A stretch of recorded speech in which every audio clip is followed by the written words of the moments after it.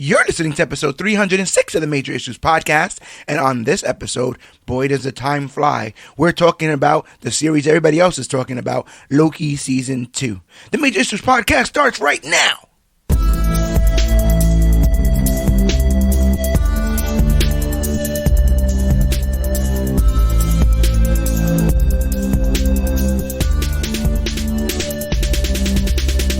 Hello everybody out there in comic book land. My name is George Serrano, aka The Don, and if you're listening to this, you could only be here for one reason, and that is a brand new episode of the Major Issues Podcast, brought to you each and every week by ComicBookClique.com. But as you guys know, I'm never alone. Sir, if you could please introduce yourself. Ooh, let me get my 10 pad fixed, because I'm just stepping through, baby. Cloudus Maximus in the building. On the timeline. Well, this timeline. Welcome, Cloudus Maximus. You make every timeline sacred. But he is not alone. We are also being joined by the magnificent, the spectacular, the downright uncanny A-Rob the Marvel God. Let the people hear you. Yo, what's good, everybody? How's everyone feeling out there in the Marvel and DC worlds? I'm telling you, it's time is on our side, and that's what we'll be talking about today on this episode of the Major Issues Podcast. We'll be going into a deep dive on the show. Everybody's been talking about Loki Season 2, the latest Marvel Cinematic Universe television show to wrap up. We're feeling a bit different about this than we were about Secret Invasion. But before we get into all of what pertains to that, because we're going to have a lot to talk about when it comes to Loki, on the rare occasion that A-Rob, the Marvel God, is here in studio to talk on the Major Issues Podcast, he likes to scour the multiverse, if you will, the universe, to go up and grab some of the hottest, newest, and latest and greatest things being said, rumored, and outright reported when it comes to comic books and comic book media. So without further ado, here is A-Rob, the Marvel God, with some news. Yo, as you guys, if you haven't seen, we have some trailers that dropped there earlier beginning of this week, or this week, anyway. It's all starting to melt together, to be honestly, but we got What If Season 2 coming out in December 22nd, and it's going to be not just one, not two, but 9 episodes dropping one after another. It's one day. Every day, new episode. Yeah. And I'm here for it. I always say it, but I'm here for everything. I'm never going to complain about it. Never going to. Merry Christmas. Merry Christmas, right? Yeah. 9 episodes leading up to the new year. What a way to start off the new year. I really appreciated that first season. And I think it's also quite a novelty that we're doing what ifs spun out of the MCU. Like that's so niche, it's right? Because this could have just been a what if, like Marvel in general, and it could have been looking like characters in the comics, all that. We're literally just doing what if variants on our little movie timeline, the movie and TV show timeline, which I think is pretty interesting. And one of the things that it seems to be, or the main event of that trailer looks to be one of the bigger concepts about whether or what would happen if Peter Quill was actually taken to his father Ego and comes to Earth to help conquer it with celestial powers. And we see sort of a semblance, if you will, of older Avengers. I think that looks really, really cool. But I am stoked for Wenwu and the 10 Rings versus Odin. That's gonna be Asgard versus the 10 Rings. Whoo! Hela versus Wenwu and Odin. Oh my God. That's gonna be rough. Cloudus, what'd you think of that trailer? I think it was good. I like the shot of them getting together, because they got Bucky front and center, looking spooky with the mask back on. So I thought that we were. I mean, that ain't babyface Bucky, right? That's not. Yeah, he's not.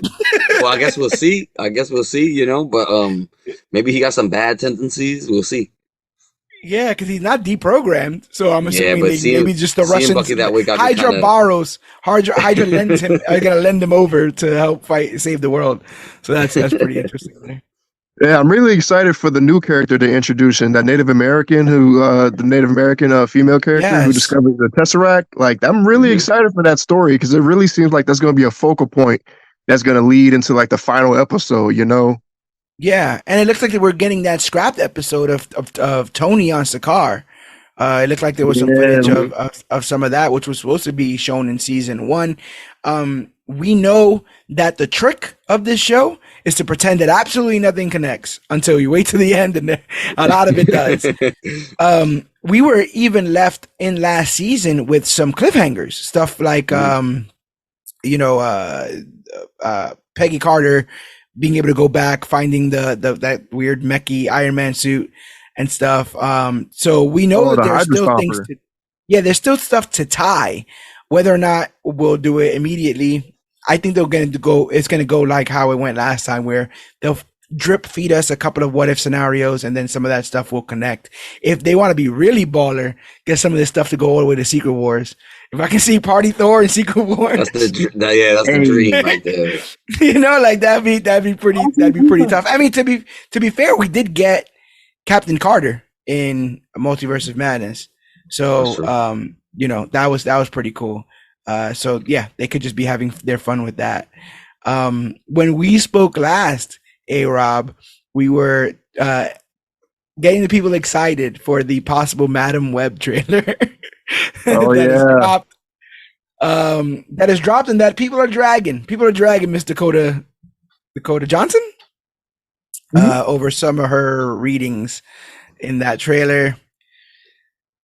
It's a Sony trailer. I can't lie. I gotta go. You know what's funny? I want to say I judged it a little bit early, but because it's also seeing the trailer also made me want to go back and read the story again about the totems, Merlin, everything else. Same. Just so I could, just so it can like, I guess, just so the movie doesn't get on my nerves as much as I think. Maybe I want to say maybe I was, I disliked it. I disliked it a lot in haste. I don't think I should have gave it as much hate as I thought of. I'm akin this movie to No Way Home, just because we had 3 Spider-Men in that movie, and we're getting 3 Spider-Women in this movie. So I'm sensing there's going to be a lot of multiversal shenanigans just off that premise alone. Plus, with the time travel or I want to say butterfly effect that Dakota Johnson's having in the movie. Like, she's seeing something before it happens, and then it happens, or it doesn't happen. She has to prevent it from happening. Like really dope premise. I'm really hoping it does lead into, which is a rumor that I'm going to talk about soon, into Spider-Man 4. You know what's funny? It's I think, who was it that mentioned it? I think it was actually George. He said the whole movie is Madam Web asleep and having this dream. And then when she wakes up, she's old. No, that wasn't me. God, good golly. Was it you? They would do it. You said something like that. They would do it, though. They would do it. My fear, as I've stated multiple times before, when they did Joker, I said they won't have the restraint not to do Crime Alley because they just can't. They just have. And I feel like with this being set when it's set, it's supposed to be set in the early 2000s, and we know via a shot of a particular passport that somebody was born in August of 2001, and that would be Tom Holland's Peter Parker Spider-Man. I get this. I'm getting, my spider senses are tingling. Mine's are definitely tingling. That Dakota Johnson's character will either help. I was gonna say help create, but that's between. She's gonna bite him. That's between his parents. That's between his parents. But she's either gonna help like Ben and Mary meet, or she's going to help Peter get bit, or there's gonna be something. She's gonna bite Peter herself, bro. I heard a rumor that basically Madam Web's whole purpose is to protect Mary Parker, who's Peter's mom. Right. Like Ezekiel's trying to prevent him from being born because of what that version of Peter is going to become, or what they're all going to become. Interesting. Because in this film as well is Emma Roberts. And Emma Roberts is a well-known actress. She's somebody that if you put in a film, people expect to know what she's doing. They have not said what she's doing in this.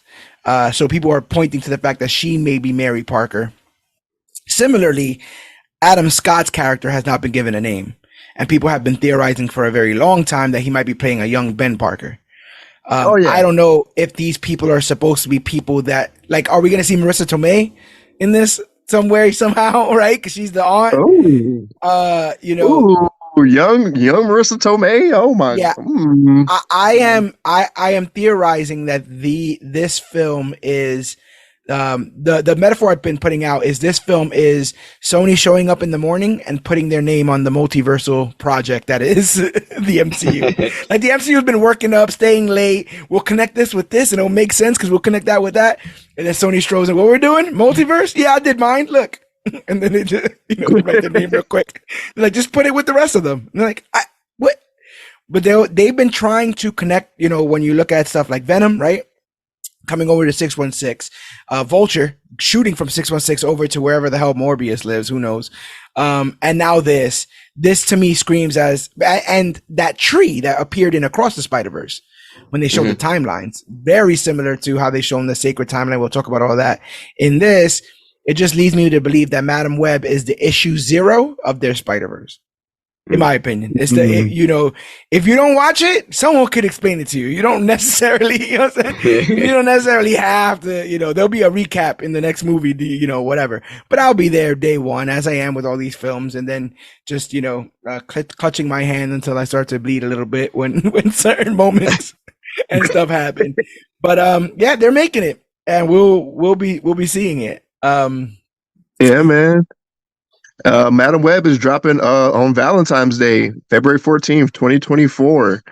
Yes. Also, in addition to that release date, Echo coming out January 10th of 2024. Yep. And apparently we're going to get all 6 episodes at once. And from that the last trailer that dropped, they're taking some beats from how they used to do the Netflix Marvel shows for real. It's gritty. It's a little bit dark.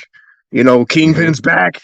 So, it's going to be going. Now that you said that, I wonder if the dropping all the episodes, I wonder what's the context for that. Because initially I thought they were dropping all the episodes because they weren't very proud of it, right?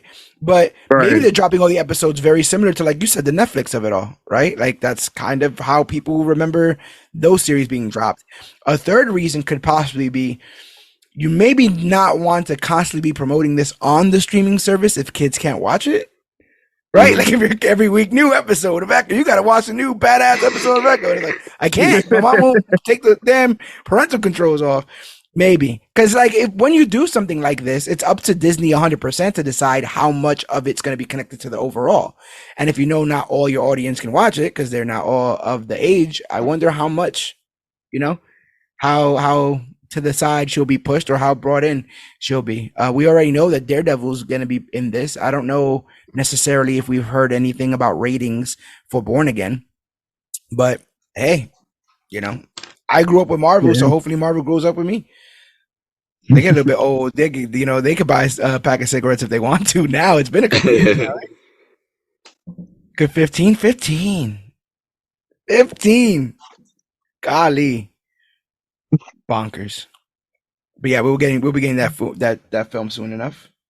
Yeah, facts. Also, in addition to that, like I said, Madam Web is dropping February 14th. We have I guess a few movies dropping in 2024. Only one on the MCU side, 3 on the Sony side. So, let's do Sony first. Because the MCU's like, let them get the shit. And then we're gonna say, you see, we let them. We didn't even. That's what they did with Madam Web, and then they released the What If trailer 2 hours later. Yeah. Like, which one? What are they gonna do? So you guys are done now, right? You guys are done. Now watch this. Yeah, listen. Let me see. Looking for that. What was that line? His name is Ezekiel Sims. He was studying spiders or something like that with my mom. They The do a jungle? line. Yeah. It's that line. Yeah. Okay.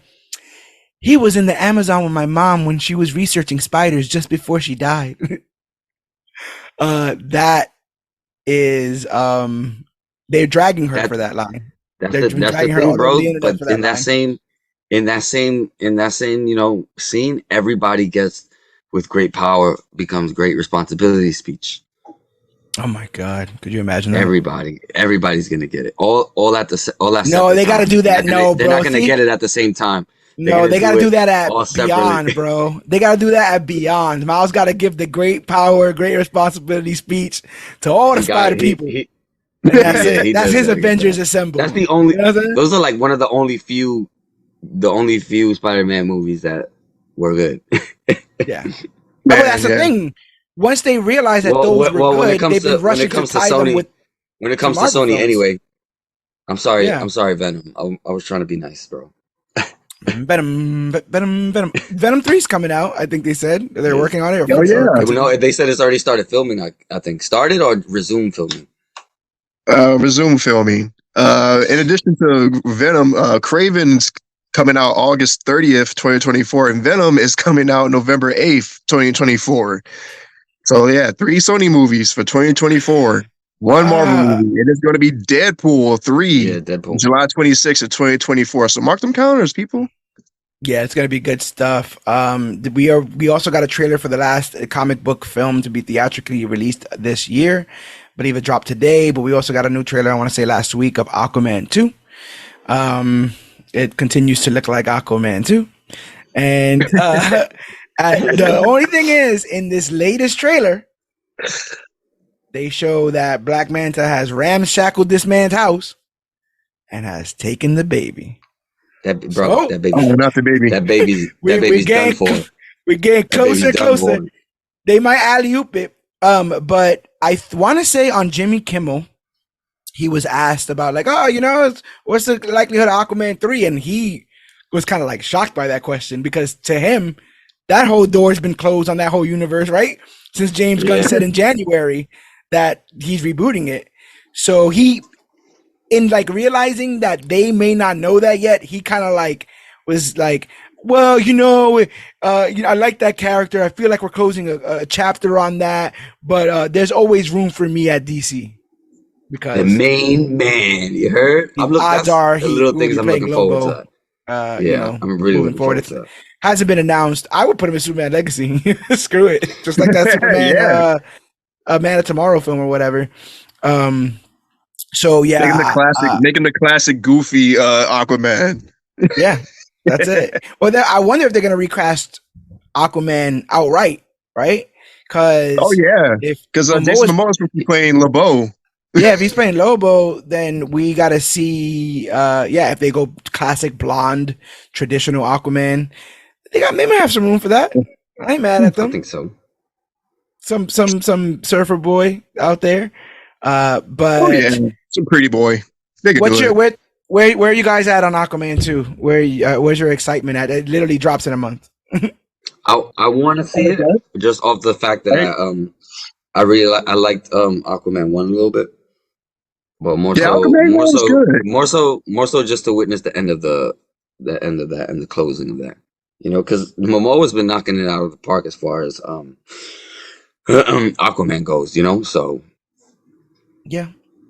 Yeah, no, I do want to see it in IMAX just because of like the spectacle like Aquaman brings. Like the first movie killed it in terms of like on-screen epic battles and how much CGI did it take to make this happen. Like, the budget was massive, apparently. And Yeah. like I want to and like Claudia said, I want to see the rest of the story play out in the rest of this universe. Like we've been here since what, 2011? I want to see how this plays out. So I'm here for the rest of the ride. This is the 10th year of the DCEU. This of Damn. the Snyder, of Cavill.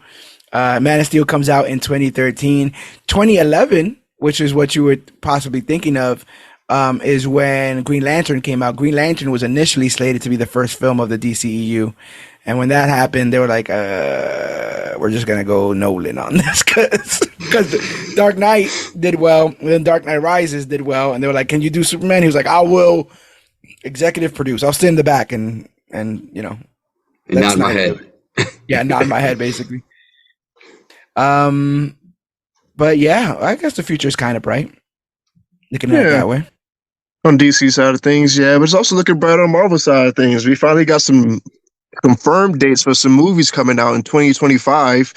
We got Captain America. Like I said before, hold on. We have Deadpool in July 26, 2024. We have Captain America Brave New World on Valentine's Day, February 14th of 2025. The Fantastic Four on May 2nd, 2025. The Thunderbolts of July 25th in 2025. And Blade of November 7th, 2025. Yeah. So no Kang Dynasty, no Secret Wars, no Iron Man, no Thor 5, no Ant-Man 4, no Doctor Strange 3, but Shang-Chi and the Eternals 2 are in development alongside of Vision Quest, Wonder Man, and Agatha House of Harkness, or Darkhold Dark Stories, or Diaries, or Darkhold Diaries. Yeah. Business on the Thunderbolts front seemingly picked up this week because creator of The Walking Dead and Invincible, Robert Kirkman, because he absolutely has nothing to lose with Marvel and he's getting paid, truckloads of money from Amazon and everybody else. They asked him about Steven Yeun, who plays Mark in Invincible, and Glenn in The Walking Dead. They were asking about him. He's like, "Oh yeah, he's in that Marvel movie. I hear he's playing the Sentry." Just dropped it like that. And then they were like, "Whoa, can you say that?" And he's like, "Well, I don't work for them. What are they gonna do to me?" That was bold. I mean, he does it. He literally, he'll be making money in perpetuity for all that when stuff. It happened, I'm like, we knew this. I knew this. I'm like, I wasn't surprised. I swear, I'm like, this. They already divulged this information. Yeah, it was a big hot rumor for a hot minute. Yeah. From one yellow and blue hero to the next. I'm more interested to see how he's going to be as the Void, to be honest. And I want the long hair. Give me the long hair. Find the long hair, please. Well, with him out and about, we're gonna have now in the universe. This goes back to a lot of heavy hitters are coming. You're gonna have Sentry with the Void always possible, and then you're gonna have fucking Adam Warlock and Magus always possible. And I don't like any of that. I don't like any of that going on. Everybody just chilling, acting like these people can't snap any minute. One of them, now we can't have both of them at the same time. One of them is going to have to job to either Kang or somebody big, bro. That's how I feel. I mean, they might not even touch on Magus, but you don't do Sentry without Void, in my opinion. Yeah. I think I feel the same. But somebody's getting jobbed for the sake of the story. For the sake of the big picture, somebody's getting jobbed, bro. Yeah. I am curious how he's going to play the character, though. Like, how they're going to introduce him. I'm sure there's going to be some government project, pseudo super soldier thing. But, I want to see how he plays the mental illness side of Bob. Like, Bob is a known schizophrenic in the comics. And the Void is a whole thing that he has to keep suppressed at all times. Like, I want to see this play out. I need to know how it's going to play out with Steven Yeun. I loved in I want to say it's Dark Avengers that Norman talks to him like he's a puppy. He's very careful about, okay, Rob, now I'll go over there and attack that woman. And then he goes and beheads Morgan Le Fay, and he comes back and he's like, did I do it right? And he's like, yeah, he did exactly what I needed. So I hope somebody is like that with him. Maybe it's Valentina, somebody's got to because he really doesn't know the extent of his powers, and he ends up doing some incredibly gruesome things in the Marvel universe at various different times. I think at one point he becomes Horseman of Apocalypse even. Sentry's on the radar, baby. I got things to do over there, Marvel. You might want to slow down on the introductions, because unless y'all doing something I don't even know at this point. So who knows what you're preparing for? I'm really hoping that this rumor is true. Like, since the end of Love and Thunder, Hercules is coming to Earth, right? Yeah. And then the Thunderbolts have to deal with that. Of course, the first time they deal with them, they lose. So they introduce the Sentry, And then, of course, the Sentry puts the pause on Hercules. So Hercules calls some backup. His brother comes through, Ares, and then hopefully we get that classic scene of Ares getting where ripped he in half. It's just his spine and This gets the blood and full viscera. treatment. Just Yeah. Well, now that you say that, there is fuel to that fire, because if I'm not mistaken, the reason why that fight actually happens is because of New Asgard, isn't it? Oh yeah. And all the things with President Ritz said in Secret Invasion, with all off-worlders are just enemy combatants. Yeah. So it could be a situation where they send the Thunderbolts, in or around New Asgard to be like, yo, what y'all doing here? kind of stuff. And then they're like, what you doing here? And then they gotta get a freaking Superman in to handle that kind of stuff. That'd be pretty interesting. We'll see how much of that they can do in the next 2 years. I have faith. I think they can do it. Yeah, me too. I'm hoping for some good stuff. We still got people rallying against the Marvels. It's hit its second lowest week or whatever, biggest drop in MCU history. It's weird, man. So many more MCU films deserved this performance. I don't think this one did, and it's weird to have people like praise that this is the one that fell when it, in my opinion, like so many others should have done way worse than this. But it's still out, people. Go see it if you can. I still think Amon Vellani is a treat. And there's some stuff at the end that will get people excited for the future of Marvel. Maybe not as excited as our main event today, but yeah, to each his own. For all time, always. Yeah, but that's all I got on the side of news. I mean, unless you want to talk about Nick Holt. We'll talk about the two biggest rumors and speculation. It turns out some offers have been made, both on the Marvel and the DC side. Nothing has been absolutely concrete, but the offers are on the table. Over on Marvel's side, on the table of a dapper Pedro Pascal is the offer to be Reed Richards / Mr. Fantastic in the let's go the reboot of Fantastic Four. I'm a little bit I think he could do Reed, but to be honest, I think anyone could do Reed. I kind of want whoever plays Reed to be able to do a good Maker too. I wonder if he's got it in him to if we get a good Maker, if he's got a good evil side to him, a good little sinister kind of twisted side to him, I think, chef's kiss. Just give Ben some pants. No pants for Ben ever.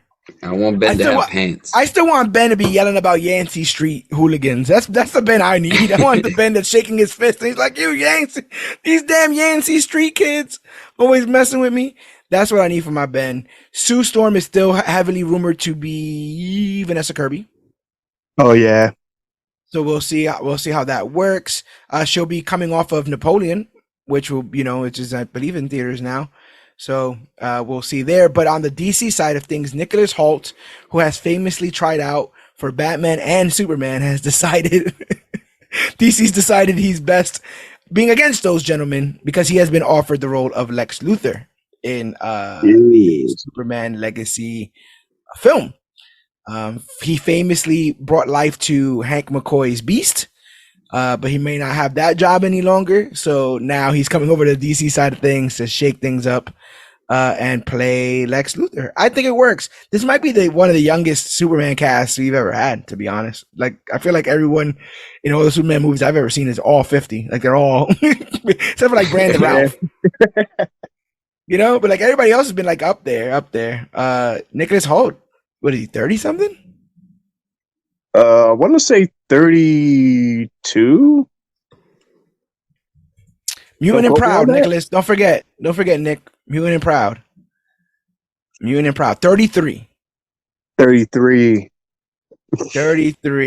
They trying to keep him around. I gotta see this real quick. Woo. 7 years ago was what? 2000 and he was the same age that Jesse Eisenberg was when he got Lex Luthor. Wow. They definitely definitely trying to get them young, because in order for them to tell the stories they want to tell, they got to be willing to be around for a little while. Well, Lex you're is a looking at the heavy hitter, MCU, bro, and too, right? They're like, are yeah, you here or are you here, bro? Because we gotta be doing this. James Gunn said this is chapter 1. mm-hmm.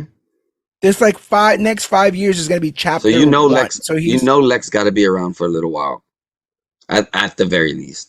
and then Oh, yeah, Gunn is so- over there calling people on the other side, like, hey, yo, your trilogy finish up? Like, how many more movies they got you for over there, bro? Like, you wanna come over here and do a little sign? I'll put you on HBO Max. I mean Max. You know what I'm saying? Thor 5. You ever about met to John finish. Cena?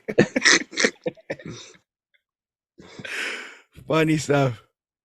But I think he could do it. I saw Nicholas Hoult in The Menu. He was pretty damn good in it.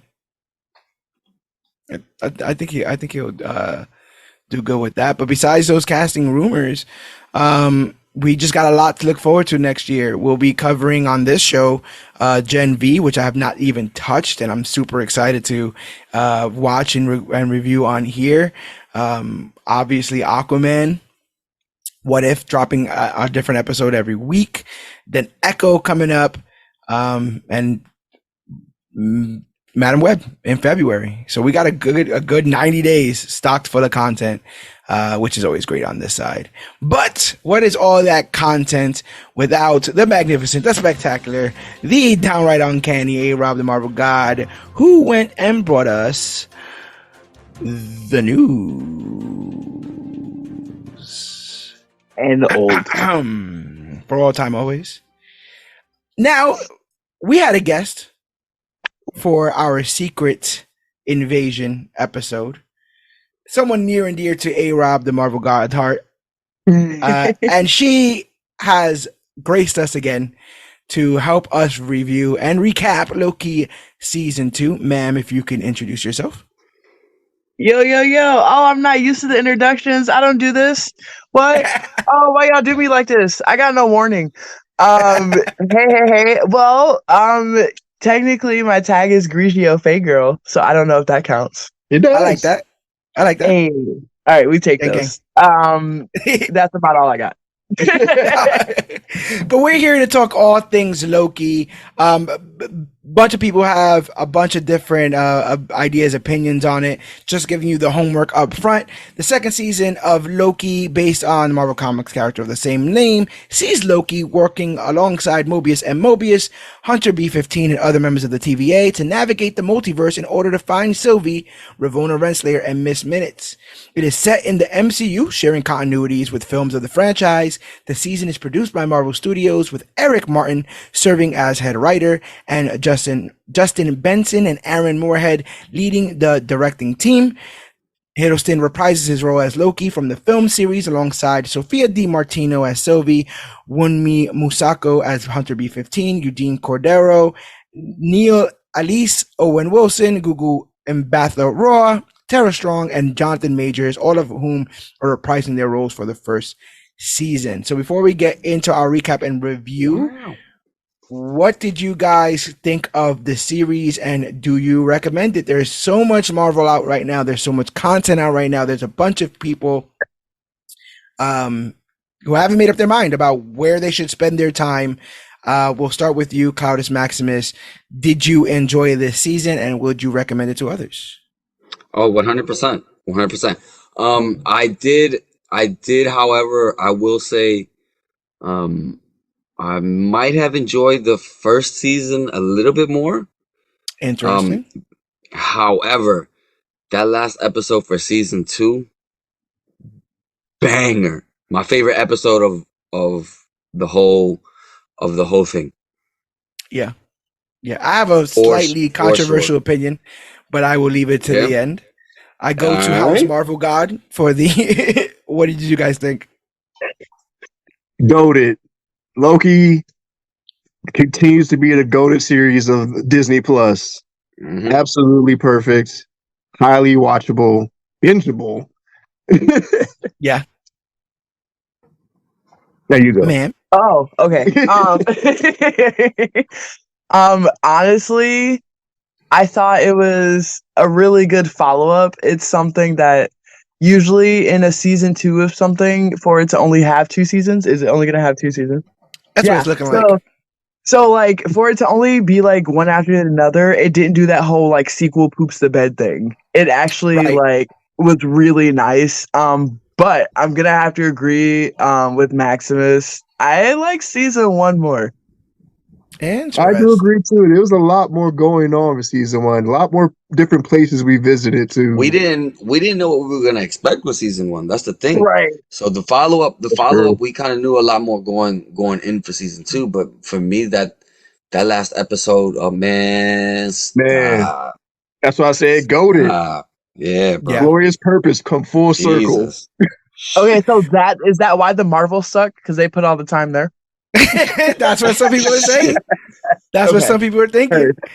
I will say this. My controversial opinion kind of lies with what you guys have been saying. I think that you could have taken episodes out of both seasons and kind of made all of this a little bit of a tighter thing altogether. Whether you had to go 8 episodes, you know, because it was both two 6 episode seasons. The only thing that makes me not cement that opinion is I also thought that the first season had a hell of a banger of a finale. That whole He Who Remains thing, they had to end it there because you had to go to Quantumania, deal with that, so that we can end up going right back over with Loki. Literally at the end of Quantumania, Loki and Mobius are in that post credit, right? So they needed to pause the story there. But if this could have, in my opinion, been almost an immaculate, tight 8 to 10 episode series. There's a couple of stuff. Even when I'm doing recaps, I'm like, oh yeah, like what happened to that thing that they were doing there? What happened to that thing? And then you realize they kind of like wrap it all up really, really quickly towards the end. Once the big moment of this season happens, which is the thing we're trying to prevent happening, almost all the plot points go to the wayside because it's all about now fixing the one problem. And then once it gets fixed, all the problems that were by the wayside, they just kind of push to either deal with in other films or quite possibly never deal with again. We'll talk about how this franchise might be shifting entirely from the Kang of it all and the Kang dynasty of it all, because that stuff is a bit much. But if you guys are ready, we can get into our recap and review of Loki season 2 and talk about what actually went on there. Everybody good to go? Everybody got their 10 pads ready? Let's do it. So, my boy, look, I love all the merch. So one of the things I loved about this show and this season, you were talking about, you know, how there's a lot of season 2s that kind of just shit the bed because season 1 sometimes exceeds people's expectations so much that it's kind of hard to top that. What I loved about the beginning of this season is where we hit the ground running. Literally, Loki is running through the TVA, right? We are immediate. We've spoken on this podcast about me, like, sort of bitching about like things in Marvel that we never see the consequences of. But we are immediately seeing the consequences of Loki season 1 here in Loki season 2, as he's running around all crazy, time slipping in and out of time, going to TVAs where people don't recognize him, and then back to the present. I love this. I love how Loki, a god, right? How urgent he makes the He Who Remains problem. I love how he bursts into rooms. He's like, you don't understand. I've seen him. Yes. He's terrifying. And he is coming. I did appreciate that. It was the first episode about the fear and the urgency that he set the premise of about He Who Remains, this Kang variant. That sealed the deal for me. Like, yo, this is, yes. The threat is real. Him actually look scared, yeah. Right, a god being scared of just a mortal man. Like, oh my God. Yeah, and what's interesting about that dynamic is that no one that he's talking to understands the scope, right? And one could argue if you've only seen Loki season 1, you may not understand the scope, but we're all going in this with Quantumania knowledge. We've seen a version of him murk whole universes and about to get back in his ship and go do it again if Janet would have let his ass. Then we saw that same person militarize an entire quantum realm, you know, over couple set of years, and basically amass an entire army when given the chance. So we have that same kind of understanding with Loki. Like, yeah, he ain't playing. Please, whatever. If anyone wants to help him, we need to stop this whole Kang thing from popping off because it's big. It's huge. But you have that and the time slipping together. So he's not making any sense to Mobius, right? Because he's just like doing that whole thing and then and then whatever. So then we meet OB. That OB is my man's. I mess with OB heavy or Ouroboros. The OG, man. OB OG, to OB. Yeah, OG. Ouroboros. Who works in their like research and development portion of the TVA, and they're trying to help Loki from this whole time slipping thing, and it's discovered that if they are able to get their hands on a temporal aura extractor, they'll be able to pull Loki out of time. Well, they don't have one. Well, Loki ends up going back in time, helping build one. I love that whole sequence of him like, wait a minute, I do have one. And it's right here. That was really cool. Yeah, what do you guys think of that? Memories. Some Marvel's writing their own time travel rules. I think every universe has their own time travel rules, and the idea of this like active writing of the book while someone's reading it is really, really cool. But what do you guys think of Hui Kwan? I hope I'm saying his name right. Ki Hui Kwan's introduction and just overall involvement in this season. What do you think about Obi? First of all, he's the only one that works down there, so he's the only one in that department. yeah, he is. And I found it hilarious when the last time he said Mobius was down there was like probably like hundreds of years ago, I think, or something like that, or probably just like the first time he was down there. And it was by mistake. It was by mistake, and then he left. He was like, "That was my last guest." I love the childlike nature in his delivery. Like everything he delivers like a 5-year-old who's like in wonder of what he just saw. Hi, nice to meet you. We're all gonna die. Hi, we're gonna die. Yeah. What? Wait, what? He's like, "Oh, you know what he's doing? Yes. Can you stop it? No. He's like, why not? He's like, it's not supposed to happen. He goes, but it is happening. He goes, yeah.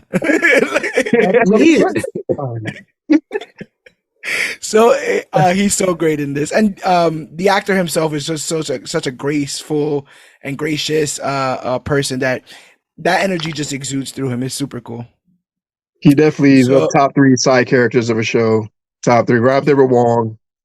Yeah. Oh yeah, Wong. Wong Madison. Right. Don't forget Madison. So they end up going through this whole situation where they got to pull him out of time using the temporal oral extractor that they have now just built. They end up successfully pulling him through time in like kind of like a tense moment because he has like one of those things that he's supposed to wait till it turns green before he presses the button, and I'm all stressed out, and Mobius is out there in the suit all stressed out, and homeboy's like, I gotta close the doors, and I'm like, this is the first episode, what are they gonna do? But I was still like on my seat, like I hope all this goes through. Same. I was sweating low-key. Yeah. Wow. Yeah. There you go. And Mobius, as you saw, he was even willing to wait. Like he was like, yo, chill, I think, he was trying to wait for his homeboy, so that was pretty cool. And then Loki eventually ends up getting pulled through time, getting saved, and so he's good. But he also sees once they come through, he sees that there is almost a renegade sect of the TVA loading up full of pruning bombs. Pruning bombs? Is that what they call them? Pruning devices, and they're all seemingly headed somewhere. So, time bomb. I like that. Time bomb. A bunch of time bombs, and they're getting ready to do something. They perceive that what they're doing is going to look for Sylvie. But we see Sylvie, and she's at a McDonald's in Broxton, Oklahoma, chilling. 1982. Am I the only one who thought Sylvie was a little underserved in this season? I felt like she didn't get as much to do as. It was that scrapped episode, bro. Don't worry, it was that scrapped episode. Yeah, I feel like they totally had plans for that. Yeah, for more. Mm-hmm. What about you guys? Hopefully they release it in like an assembled episode or a what if or something, because we definitely Sylvie was like she really didn't have much to do at all. Like it seemed like they played her up to be like a huge focal point, but it shifted because like they were looking for her, now they found her. Hey, bud, temporal loom, we gotta deal with this. We gotta find Kane. We gotta get it. And then it was just like she was just like one of those plot points that went straight to the wayside once this bigger problem like started to manifest. I mean, well, priorities, because like if there's no timeline or anything, there's no other sub problems. Plus, I agree. I don't know when this was shot, the second season of Loki, but if it was anywhere near the first season and she had just come off having a kid, maybe she like needed more time at home, and so like she had less time in the show. So it was like post. No, I love it because then it was just Sophia on set. That annoyance that she had every time she saw Loki was the annoyance she had every time the phone rang, and it was like, "Are you coming to set?" And she's like, "I just left set. I left set 2 months ago. What do you want me to go do now? I have the baby to feed." Thanks. I could totally see that. There are points in this where I feel like she's written. I'm trying to find the words, but she comes off. I want to say she's written. She comes off as a bit bratty because, as you stated before, she gets nothing if all the timelines get destroyed.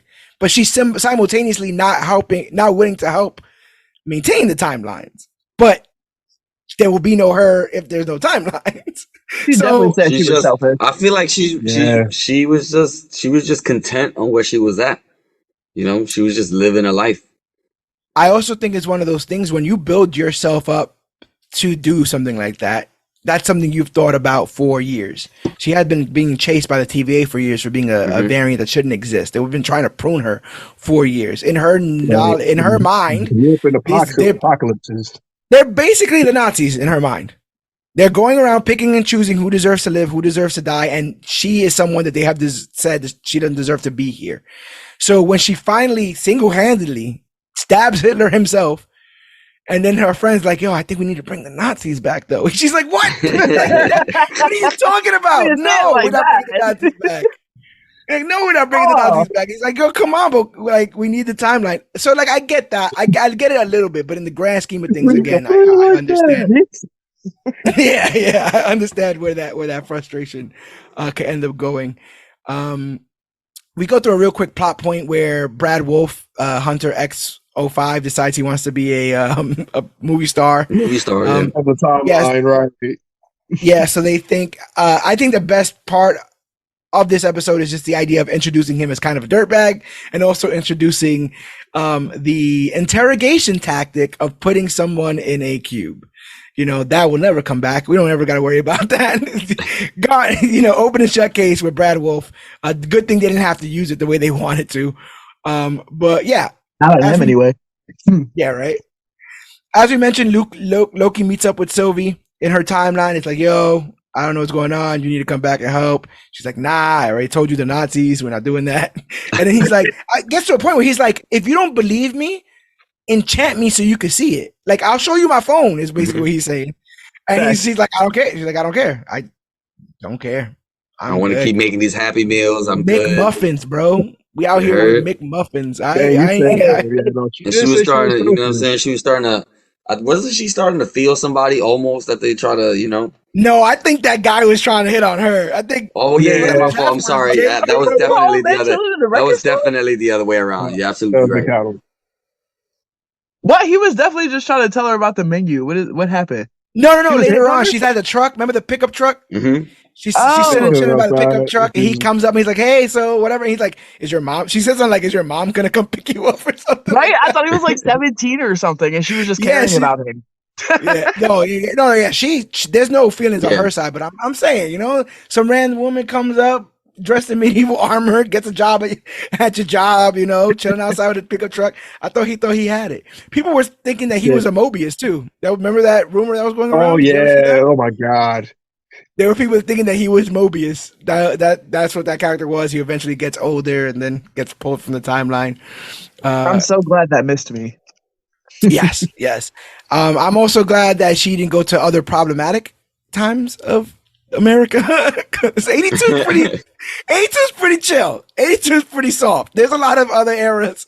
Imagine she would have came in 2020. That's what I'm saying. Like things get rough here in these states. So she picked a good year, 1982. That works.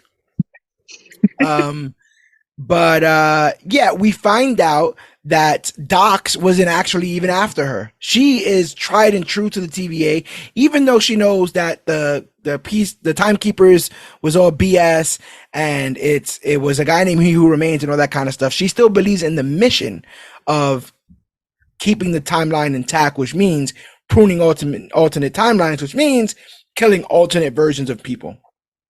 Now, where do you guys sit on this? Because I feel like a lot of this was supposed to be given a lot more weight, but because I only ever see this timeline, I was like, I felt the weight off of B15's expressions and how she reacted, because that's how that just off of Quantumania in the first season. There are lives on these timelines. We don't see it, just like we don't see everyone's life affected in our world, like on the other side of the globe.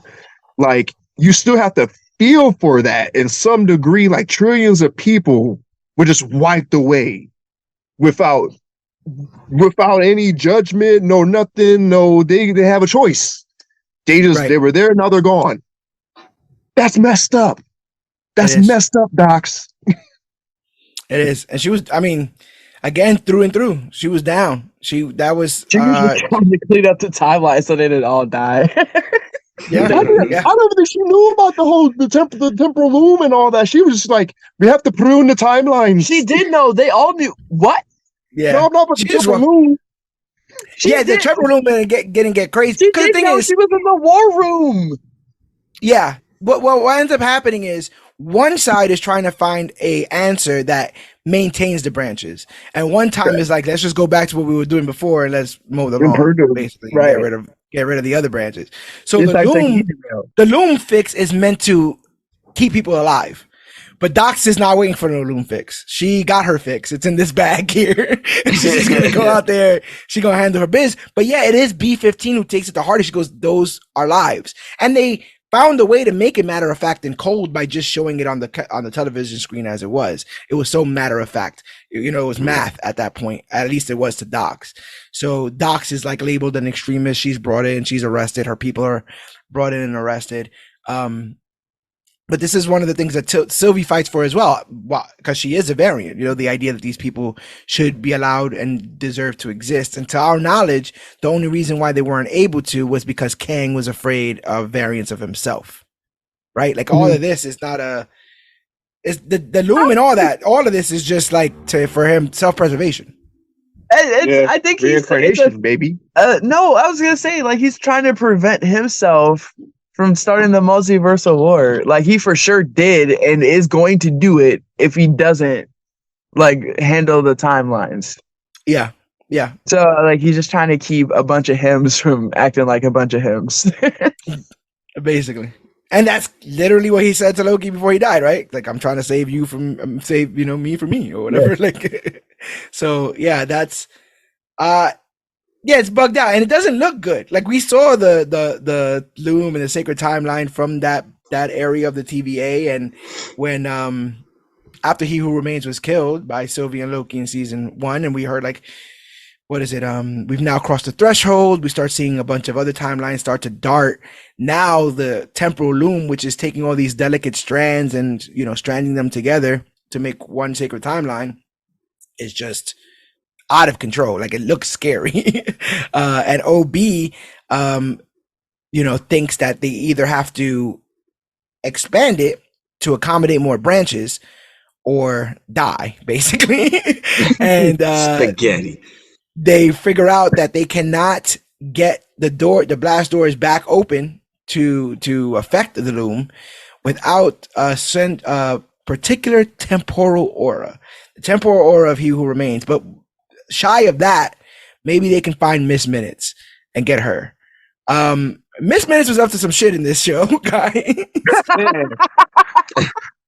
She been scheming, conniving, diabolical, just out here.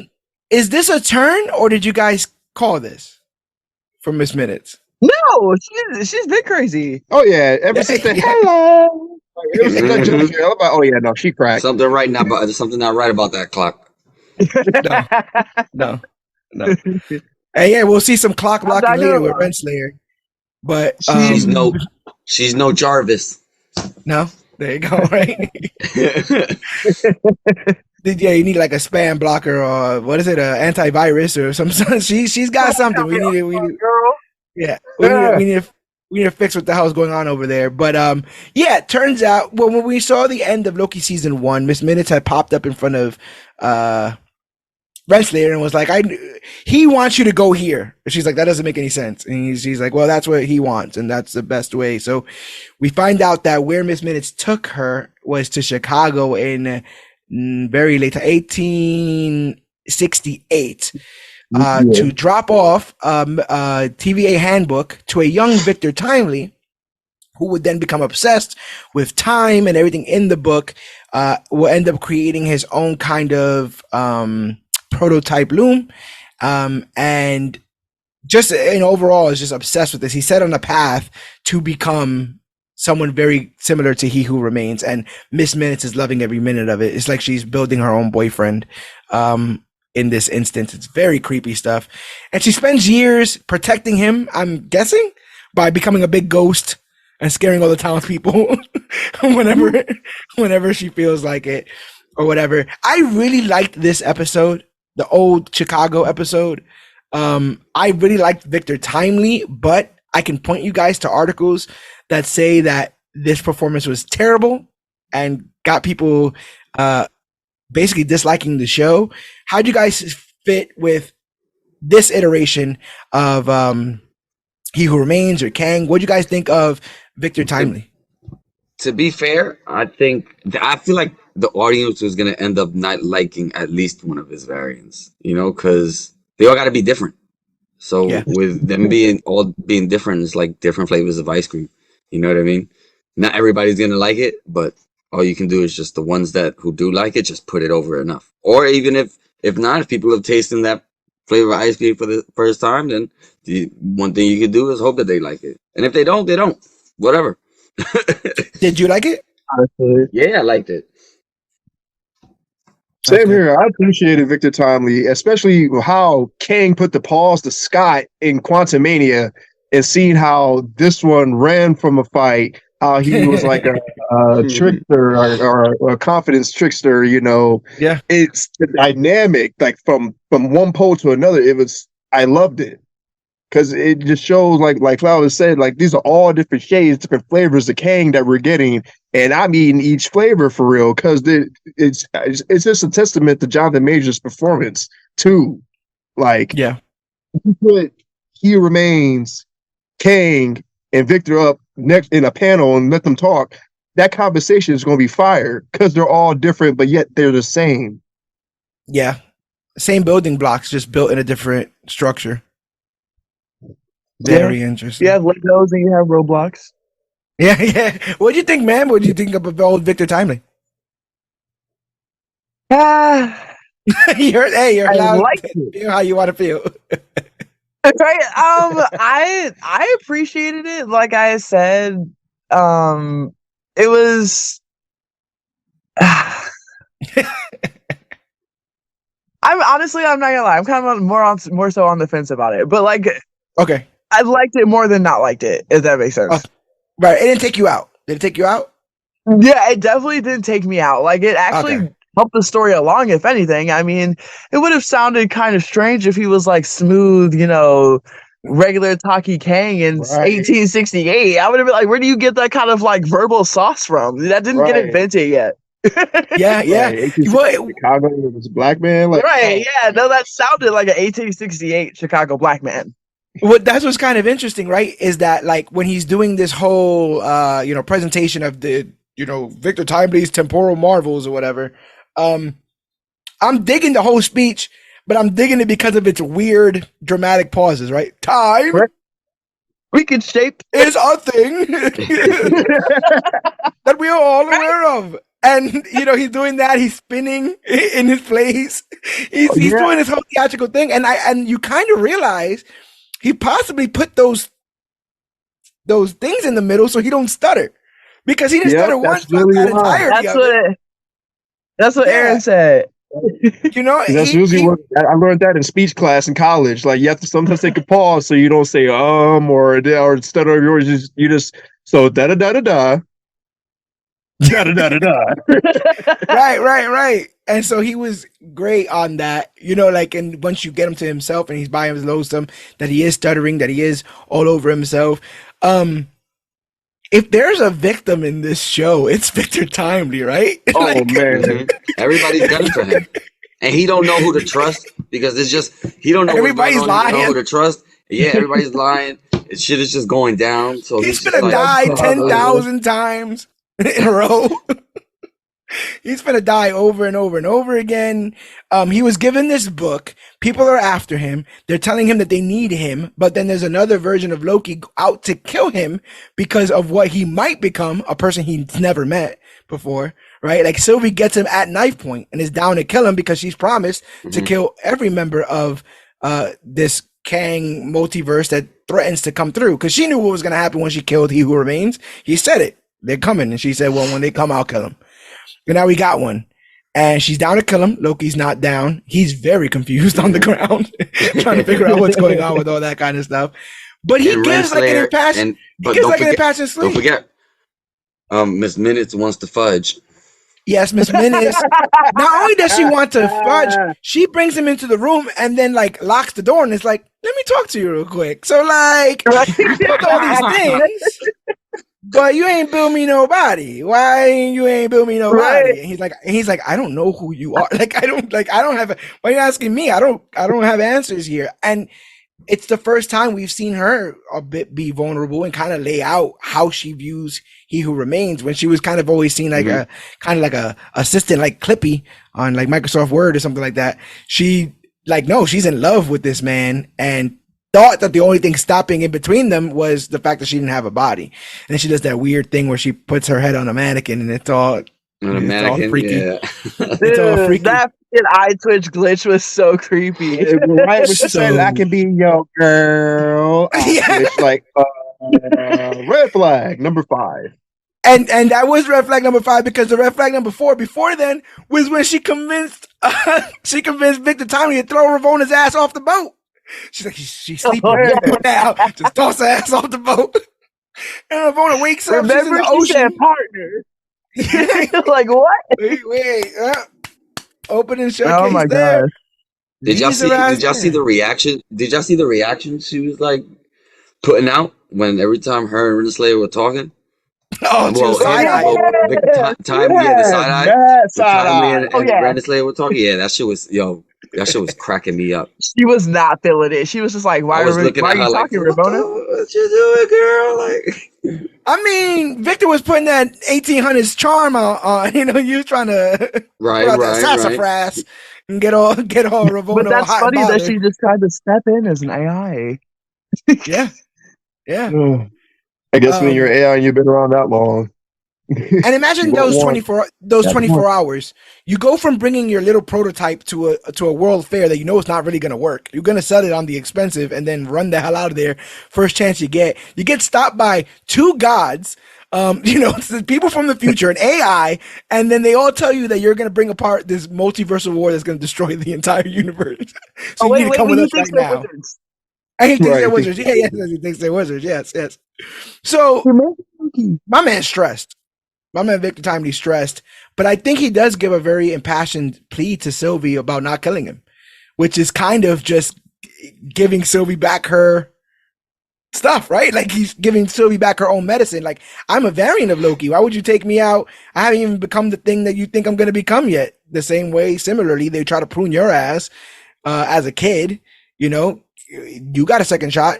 Kind of stuff. And Sylvie's like, okay, fine. But I love that Sylvie's also like, okay, fine, I guess I'm just gonna hang out with you guys for a couple of episodes. Yeah, called me all the way over here. I might as well see this thing through. So the big idea is to get now that they have Victor Timely, he'll open the blast doors, and they don't need the extractor, and they need a temporal something or other. What's that next thing? What's that next big old I just had it here too. Some big temporal something. A throughput multiplier. Oh, throughput multiplier. You know, one of those. It's right there in the closet. Laying around somewhere. What you talking about? They got them at Best Buy. Too expensive. Too expensive in my opinion. But yeah, this Friday. Hold on. I can grab the 10 pad real quick. It's Black Friday. Hold on. Oh, what is it? Rock's Cart? They went to like a Walmart. It was like a Roxxon. That's where he met Sylvie. The Roxxon Walmart. Yeah, they went to like a Roxxon Walmart. Rock's Cart, I think it was called, or something like that. That's definitely the darkest timeline. So yeah, so they end up Sylvie doesn't kill him. They decide that she decides she's gonna go with Mobius, Loki, and now Victor to help fix the whole Loom situation, because they believe that with his knowledge and with his temporal aura, they can open the blast doors and then fix it so that more strands can come in and they can save those branches. Sylvie gets some time with Renslayer because, you know, they've been beefing. She kicks her ass through a time door, which has to be like her fatality at this point. She just loves kicking people through fucking time doors. She did it to Loki in Loki season 1, and she did it to fucking Ravonna in this. But instead of just kicking her to a random place, she kicks her ass to the end of time. She kicked Ravonna Renslayer's ass all the way to the end of time. And when they get there, Miss Minutes is like, yo, his two exes got together. I didn't like this. I didn't like the fact that my man's two exes got together, started gossiping. Cause then she's like, yo, let me tell you something about you. Cause when y'all were together, he wiped your mind. Did you even know that? She tried to basically put her down, like, look, I promise you, this is how invalid you really are to the story. Yeah, like look, I can show you mathematically how much you don't count to any of this real quick. And that was a bit rough. Claudius, how did you feel about this revelation that basically He Who Remains used the TVA and Renslayer in charge of it to win the war, and then kind of put her on the shelf after the fact? If you asking me if I feel bad for her, I do not. Because she nobody does. Is an asshole. I felt a little bad for her. No. Nope. She was a teacher. They pulled her from that timeline to do whatever this job is. I don't know exactly. Put her right on the line. She at some point she went heel and nobody gave her any heat, and I'll give her the heat. You know what I'm saying? Whatever. Whatever, lady. Yeah. You know what I'm saying? Hey, she was a hot mess as a principal too. When they popped up in her school, she said, "What the hell?" I'll keep giving her heat if I don't find out what really happened to her. But that's towards the end. You know what I mean? Elias ate her. I feel like to me, if we're talking about like parts of the meal that were undercooked, I feel like this was a little bit undercooked. I feel like the Ravonna stuff they meant to do more with, but then we got stuck with the whole like back in time Loom stuff, and then once we finished that, they were like, "Oh, Elias," and then they kind of just left, because I had a theory. He Who Remains has said on 2 different occasions that Ravonna and Elias are the 2 things that help turn the tide in the war. So I thought Ravonna had something to do with Elias, because he said he weaponized Elias. He didn't say he found them and used them. It wasn't a weapon when he found them. He made him into a weapon and then used them on versions of himself. So I thought that there was some kind of connection there. I'm still hoping that maybe Elias knows Ravonna, gets there and is like, "Oh, what up, girl? I was about to eat you." And she's like, "Yo, what's good?" But Elias is basically a giant guard dog. Maybe. A guard dog. Hey, remember, it took Sylvie and Loki together to that love. Maybe there's still some love between He Who Remains and Renslayer that could be used for old Elias. Doubt. X for doubt. But I love the grimness of kicking someone to the end of time and literally seeing the man who was the man to remain decomposing there. Like that's bleak for Marvel. That was pretty fire though. That shot was pretty amazing. That was pretty cool. Him decompose. I mean, time is passing, right? Shit. For the first time ever with that body. Right? Yeah, time is passing. So I thought that was really, really good. Mobius and Loki tell Victor about the whole situation, and then we have the cutest meet cute of the entire show. OB meeting Victor Timely. Those two together, man. I absolutely love that. That was so cool. And they became such big fans of each other. And they're like, "You're Ouroboros, the man who wrote this book." They might as well have just finished each other's sentences. And he's like, "No, yeah, but I got all my knowledge from a guy named Victor." And they just both look at each other. I love later on when Loki's doing it over and over again. He's like, "Victor Timely, Ouroboros, you guys are friends. Yes, yes, yes. We'll get through this real quick." He's like, "We ain't got time for this, bro. Let's kick this up." It's funny watching this episode if you finish the season, because it shows how long it actually takes them to start the process before Victor's untimely end. The process that will be done over and over and over and over again until they get it right. But yeah, it was pretty interesting to watch. Yeah. It's pretty interesting to watch, like, because it's not like they get them to the TVA and it's done. Renslayer goes over to the TVA, right? Because B-15 talks to Docs and it's like, "Yo, Renslayer's here. Miss Minutes is tripping. We need everybody on deck. You was crazy. You killed a bunch of people. But like, if we need crazy, we need them on our team. So you down?" And she's like, "I'll think about it." And then Renslayer shows up and it's like, "You crazy. If we need crazy, we need them on our team. So if you're down to come with us, we'll give each and every one of you your own lives on the sacred timeline." But I like that Docs was like, "Nah."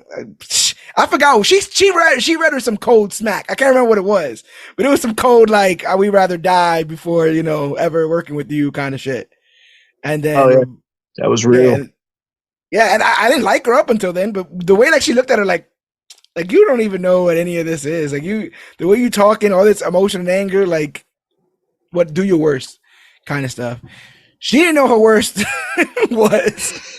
They didn't have to do her like that. You know where it was a box, a cube made of energy that will get smaller and smaller. This box contains her and all of her soldiers, and we watch as this box gets smaller and smaller. We hear the cries, the crunching of bones, the splatter of blood as they are compacted into an ice cube of some sort, a time cube of some sort. Featuring Miss Minutes doing the biggest smile ever. She's chilling. And Ravonna, again, is sitting there like, this is, for the good of the TVA. Like, this has to happen for the TVA. Which is why, like, her just being gone the way she is in this feels weird. It feels like, I don't think, maybe, she's quite possibly dead. But that actress is a good actress. I hope there's more for her. I hope they find another, maybe there's another, maybe they pull another variant out. We'll see. I think her inclusion in this is completely contingent on whether or not they're keeping Majors and Kang for all of this, which seemingly is still up in the air given all the allegations and stuff. But yeah, they get to the office. They end up, like I said, she refuses, so she kills all of them. Sylvie and Loki try to get to Miss Minutes, but she ends up blocking the elevator, which ends up causing that time loop moment where Loki has to prune himself. Sylvie and Loki end up grabbing Victor Timely. They reset Miss Minutes, and she can't leave without being Miss Minutes. So when she leaves, she's like, "You'll never be him," and then she bounces out.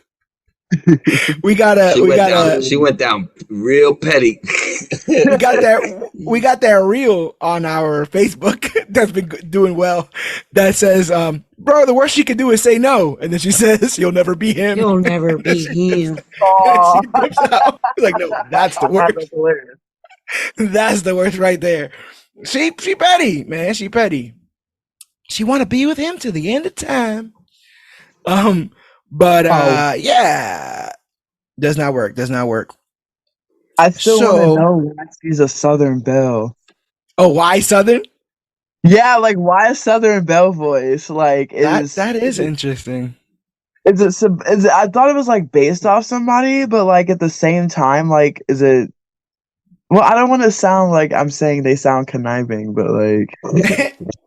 I think it's kind of the opposite. I think it's one of those things where, you know how the High Evolutionary was like, "I love Earth. Look at all this music I'd never listened to. It's kind of classic." I think he saw all the dialects and was like, Southern charm is what people need when they get told about like people dying and timelines dying and all this other kind of stuff. We need to bring some Colonel Sanders to the TVA. It's hospitable. It's welcoming. Yeah, get this that old Southern hospitality. You're about to get food. Yep. Thank you kindly. It's a very friendly voice, yeah. But I gotta see, man. I gotta see. Like I said, I still think there's some questions left unanswered and quite possibly on purpose, if they wanted to, extend this. So we end up getting Brad Wolf to prune Renslayer. Timely uses his temporal aura to open the gates. He goes out to save the loom. The music swells. He puts on his suit. He grabs his little, the multiplier thing, and he walks out and instantly gets spaghettified.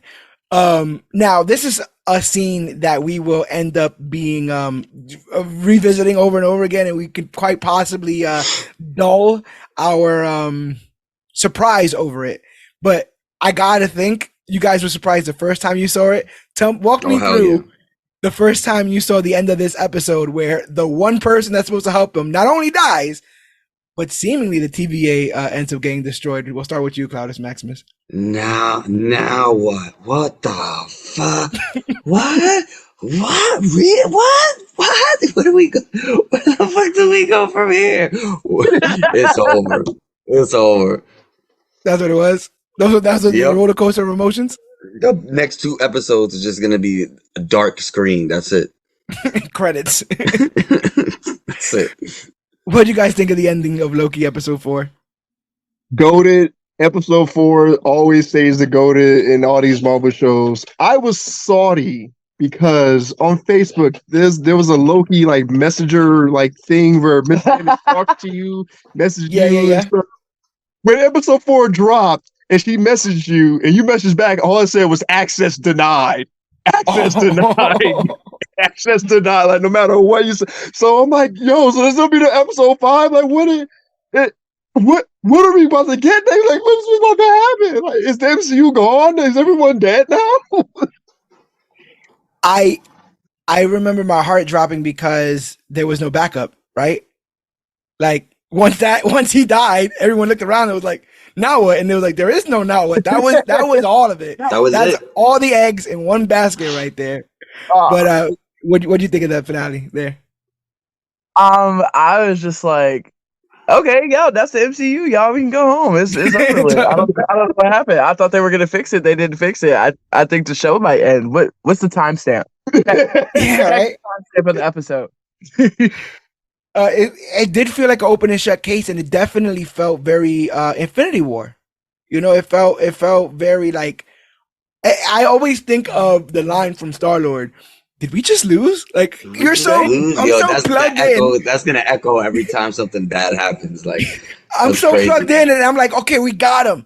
And it's the temporal aura. Miss Minutes is gone. We got rid of Renslayer. We're all here. We're all ready. And it's not even a case of like they put it in and it didn't work, or that they didn't press the button hard enough. They didn't even get out the gate. He didn't even get out the gate. Once he died out the gate, I said, that's it. Like this is it. And like the repeated warnings that this might happen were kind of played as a joke, right? They say constantly, like, oh, your skin, and all that kind of stuff. And it's played up like a joke. And then when it happens, I'm like, wow. All right. And it's all of it. It's the music swelling. It's the time to be brave. It's the whole theatrics of it. It really feels like a hero moment.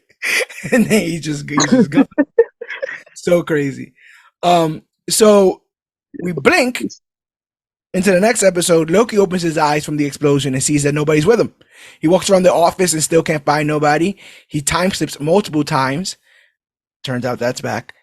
He first time slips to where he finds Casey at Alcatraz. Casey obviously doesn't recognize him because he hadn't been pulled out from that timeline yet. He slips to 2012 where he sees B-15, now Verity Willis. Interesting name because she appears in the Agent of Asgard run. I read those comics the weekend after the finale dropped. I got some things to say, but I'll say them when I get there. He slips to another timeline where he meets Mobius, who's named Don, who's selling jet skis, or I guess personal watercraft materials or something like that. And then he meets Ouroboros. In this timeline, he's called 80 Doug. Doug helps Loki by telling him he needs everyone in the room together to match their temporal auras so he can slip back to the loom's destruction and save it. So he does gather everyone out. He goes to get Sylvie. Sylvie remembers what happened. They talk about it. It's still the same conversation of like, save the TVA. We shouldn't save the TVA, Nazis, all that kind of stuff.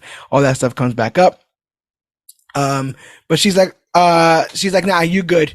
But then she goes and tries to listen to an album, and then everything goes into spaghetti. And she was like, oh yeah, nah, I think someone told me about this. I should probably go back over there. That was pretty fire. And you know what's funny about that? Think about this, and this is happening right now in front of me, so I might want to go help what's going on. That was pretty dope. I like that.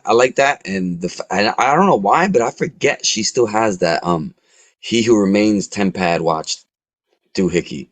You know, so when she broke that out, so when she broke that shit out, I was like, oh, I forgot you had to get out of there, that girl. Like, what's up?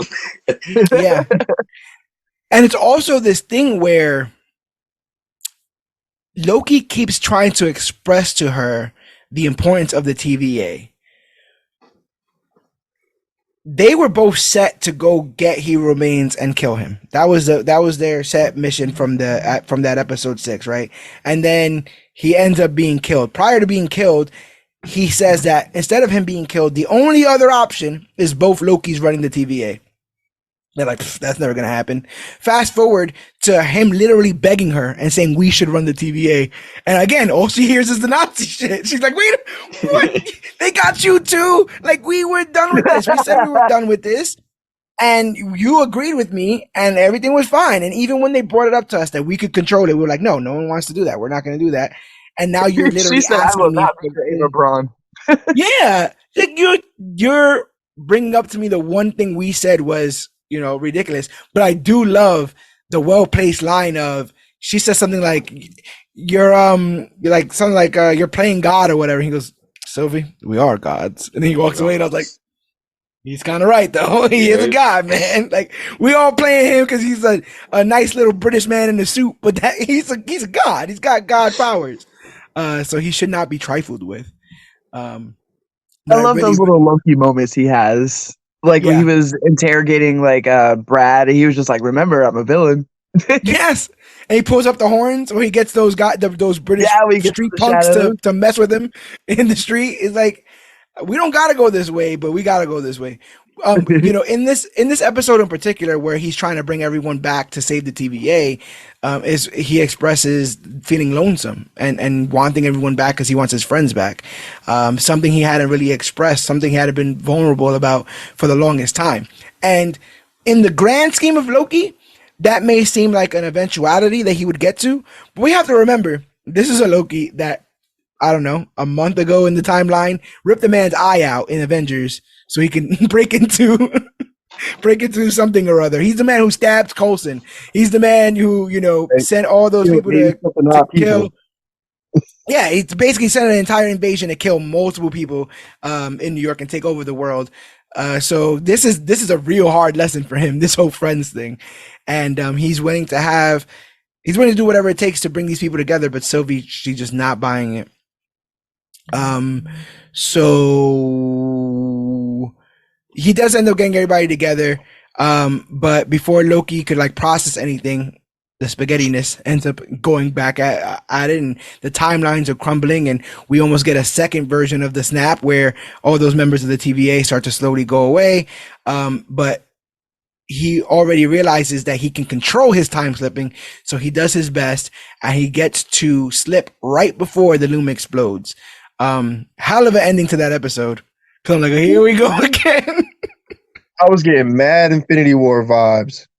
Just, oh my God, watching everyone disappear. And watching Mobius, I gotta get back to my boys. As soon as he took this, I was like, oh. This is my feelings. I just love. Infected. Yeah. I'm loving the whole he snaps back to the TVA. he's over the shoulder of OB, and then credits. And then dun dun dun dun dun dun dun dun. And I'm like, come on, what are you doing to me right now?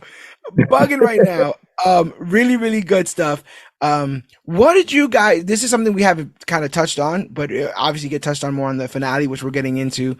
What did you guys think of the whole Mobius through line in this? He's somebody who is questioned and then downright yelled at and interrogated about not wanting to know about his prior life before being pulled into the TVA. Did you guys side with him on kind of not really wanting to know? Did you guys want him to find his other variant? How did you feel about his whole journey in this? I specifically want to point to when he gets chewed out for just kind of wanting to go get some pie.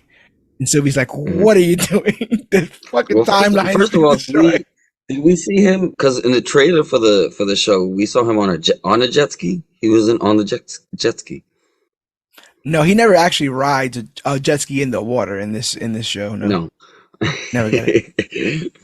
But I thought all of it. To be honest, it was either. I was wondering if we were ever going to see that, because if he didn't care, then why would they care to show us? You know what I'm saying? So it's like we could go with it, and we could also go without it. If anything, I wasn't. To be honest, if it didn't matter to him, so it really didn't matter to me in a little bit. Just because of the way he was playing at it. So I'm like, if he don't care, then I guess I don't care. I can see that. What'd you guys think?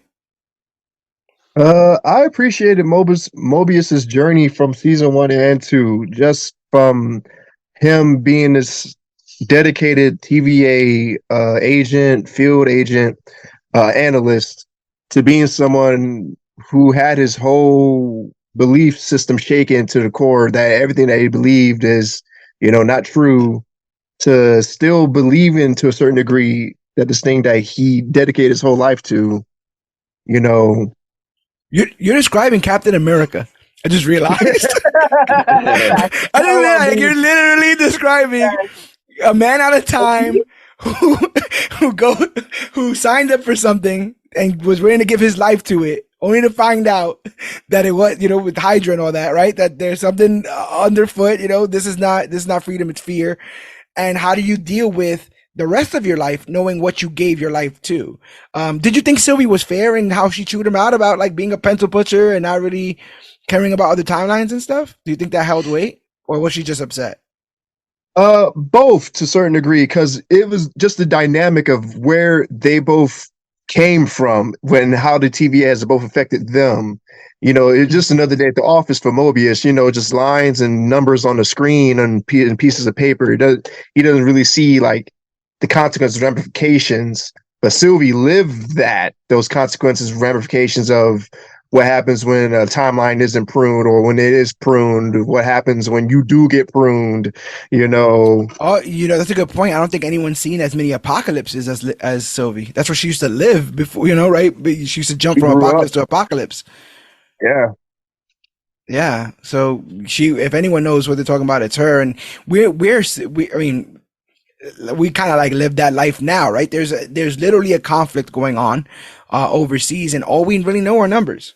We don't know people, right? We don't know. It's closer to some people than it is to others because of what they know, who they know, what experiences that they have. But to a lot of people, it's just numbers.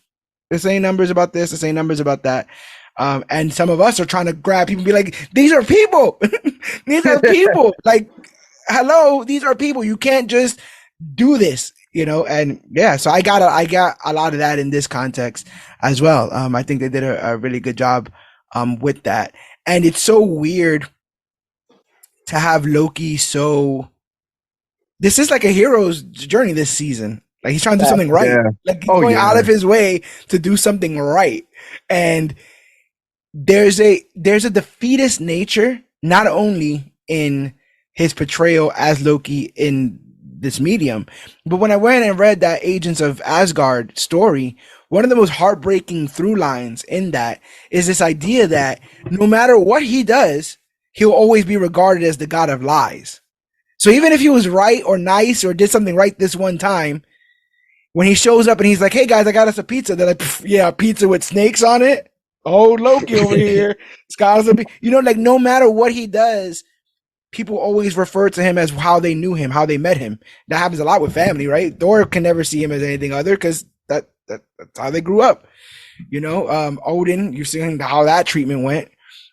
So that the Loki book, the comic, goes to great lengths to show that you're more than how people label you. But even in doing so, that has to matter to you. It has to matter to you who you are, not necessarily how other people view you, because they will maintain that version of you. To a lot of people, it's more convenient for them to maintain the bad version of you in their head than it is the good one. So you got to let them live that. If they want to label you for that one moment, that one instance, that one time, that one century that he was kind of a jerk, if they want to, and forget all of what he could be, his potential and stuff, they're going to end up losing out. But it's a real personal lesson to learn that it's not about the glory, as you'll find out, right? But it's about the purpose. And a lot of purpose is without glory. It's mostly burden. It's mostly the silent timelines, that we all hold without complaining or bitching, for other people, for us, for our families, for, everybody that we care about, the silent burdens that we carry. He always saw responsibility. He always saw the glory that comes with responsibility. Again, the throne, the crown, the kneel, right? That's so important for him. Kneel, he's yelling at people to kneel. In this finale, he's like talking like this to Sylvie. He's like, if you completely understand the difference in what he views as respect and the things that he wants. Now he doesn't want 100 people to kneel. He wants this one person to understand him. You know what I'm saying? The way his whole mindset shifts in this series, I think is pretty remarkable. Oh yeah, facts. Character development on point. He learned the lessons that Thor failed to learn the first time around. Yeah. Which got him banished to Earth. Like Loki learned it just from his experiences with Mobius and Sylvie, which he didn't want, but he earned the throne, the throne of all time, I would say, in the Marvel Cinematic Universe. I appreciate that, even through Mobius's own character development, a little side story, he was still really helpful to Loki. Yeah. In fact, he was his first friend for real. Yeah. Yeah, they have that. I was even surprised, even in that first episode of this season, when it got so close to the Blastoise closing, he could have just been like, well, there goes that crazy wizard guy I knew for a couple of years, for a little bit of time. But he stood there. He was willing to sacrifice himself in that moment. It just shows how close those two have gotten. And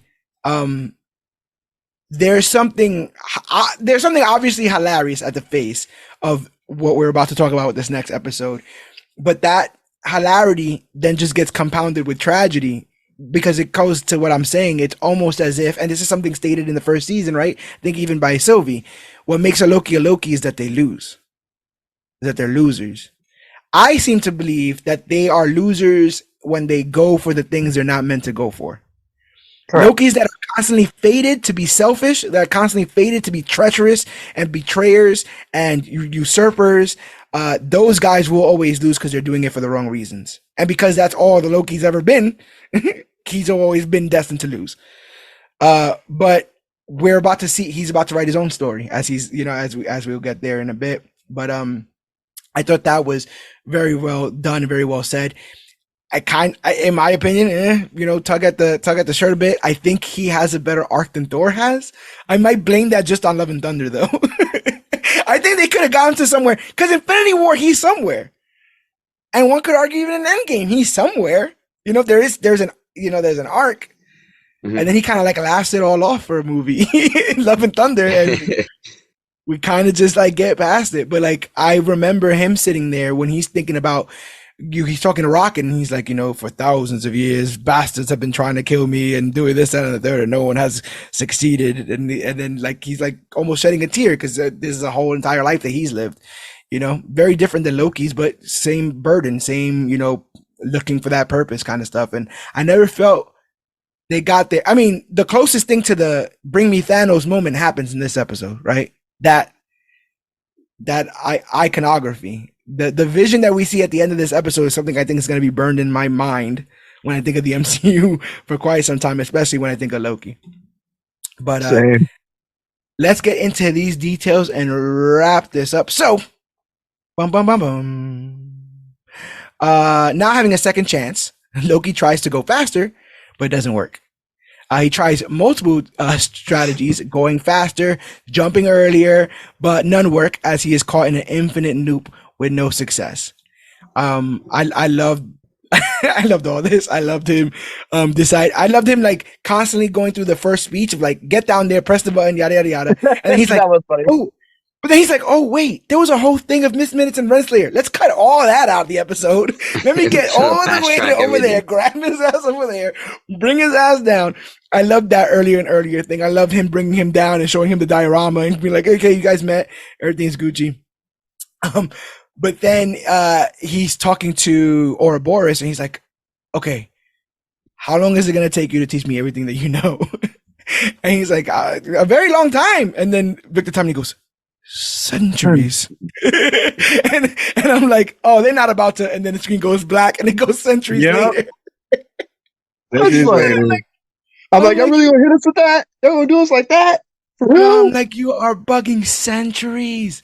That's a long time, man. I'll never live a century. Well, knock on vibranium. Where's the vibranium in here? That's a long time, man. And centuries just to learn something. It takes centuries. He learns it. He directs Victor Timely. This is besides the big moment at the end of this is my favorite part of the episode because he talks to Victor like a father talks to a child.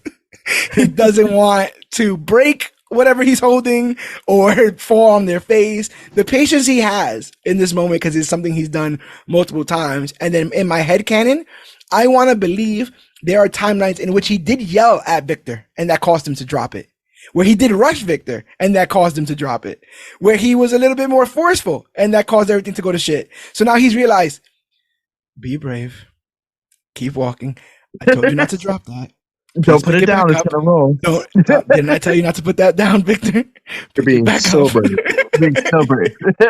All of that played so well. It did play like a man who's done this over and over and over again. If you ever got a tutorial by somebody who's done anything a million times, they are that calm and cool and collected with it. And when you mess up, they're like, no, what you meant to do was this. So I liked his attitude when Tom Hiddleston was really killing it in that moment, especially with the microphone. Be brave. You're being so brave right now. That shot. I thought Sylvie was going to get hit to it. There were several moments in which she gives him a look like, what are you doing? Why are you acting this way? But she never bites. I need answers. Wait, I need answers. So I'm confused because, like, now that you said that, that reminded me of this whole concept I'm confused about. Because, like, is she not as powerful as Loki? Is like she had some moments that like made me just confused about whether or not she was a Nexus being, and like whether she had that variantness part of him. Like I don't know. Like I like because of what happened, she seems like a Loki light. Okay. I can see that. To be honest, I was getting the rules of this universe told to me as I watched this. There's a lot of the spaghettification thing I was very confused about. I was like, why is it happening here? Is it happening everywhere at once? Is this only because these are variants? Like, and then at one point when it happens with the Mobius and Loki, I thought Loki was going too. I was like, wait, is he leaving too? What's going on here? I had no idea what rules. And I think that's kind of, again, like I said, I think that's kind of on purpose. So that when we ask these hard questions, they it will all be revealed in time. And like, hey, you didn't cross the T's, you didn't dot the I's. It's okay. It's cool. We get it. Right. So he does it. He completes the mission. He saves everyone. There's a whole big thing about it. And even I'm like, we did it. I'm like, the episode is over. We'll put some pins in like where's Sylvie going, where's Loki going? Maybe Loki's the new judge of the TVA. Zoom. I'm like, what? Wait, and they're like, it's not working. I'm like, what do you mean it's not working? It's been centuries. It's been timelines. It's been timelies. What do you mean it's not working? I felt everything that Tom Hiddleston was able to show in his face in that moment. Just the defeat. Like that, is this meant to happen? There's nothing we can do. What do you guys feel when Victor finally hit that button? It finally looked like things were working, but all for naught. It was just too much, bro. I I want to say if it was less, but I'm no expert in Yeah. loom activity. Right. But I wasn't. I thought that was it. I thought that was our fix. I honestly thought that was our fix. So when it was like when it didn't work and it started to overload, I'm just like, oh man, fucking now what? Now what? Yeah. What do you guys think? Literally from we got Victor Timely, we got his aura, we got the extractor, we got here, we got him. Oh, he got spaghettified. All right, we gotta go back. All right, Sentry said that. Like, finally when we got here, I was like, yes, we are here. We got it. Yeah. Oh no. What the fuck? How? No. No. Oh no. What? What now? 5, 6 episodes to this? What is the answer, Lord? He who living tribunal. Yeah. Somebody. And unlike the other episodes that had those dire endings, we knew there was not another episode coming after this. Right? Yeah, so that had to. Mm-hmm. Yeah. Go ahead. Oh my gosh. This is exactly the reason we have to take anxiety medication. Because why in the world would you put centuries into making something work for it to still sit here and fail some kind of way? Yeah. Like, I was genuinely upset. I saw way more than it should have been. I saw real life in that. I didn't appreciate that whole concept. I was just like, I don't what? And you got to think, right? Like, ultimately, this season is a pretty clean cut season as far as the events that happen, right? Like, they break the loom and then they have to find a way to fix the loom, right? There's a lot of back and forth with time travel. There's a lot of back and forth with getting Victor Timely, Miss Minutes, Rona Renslayer. But that's the basic outline of it. It was the writers that drug us through centuries of, again, training, grabbing people, getting the multiplier, getting to the right timeline, getting centuries of knowledge. We felt the weight of everything Loki had to do in this moment. So when it didn't work, it really started to make you think if there was some truth to the idea that all Lokis lose. But already in my head, I'm like, well, he who remains don't gotta die, man.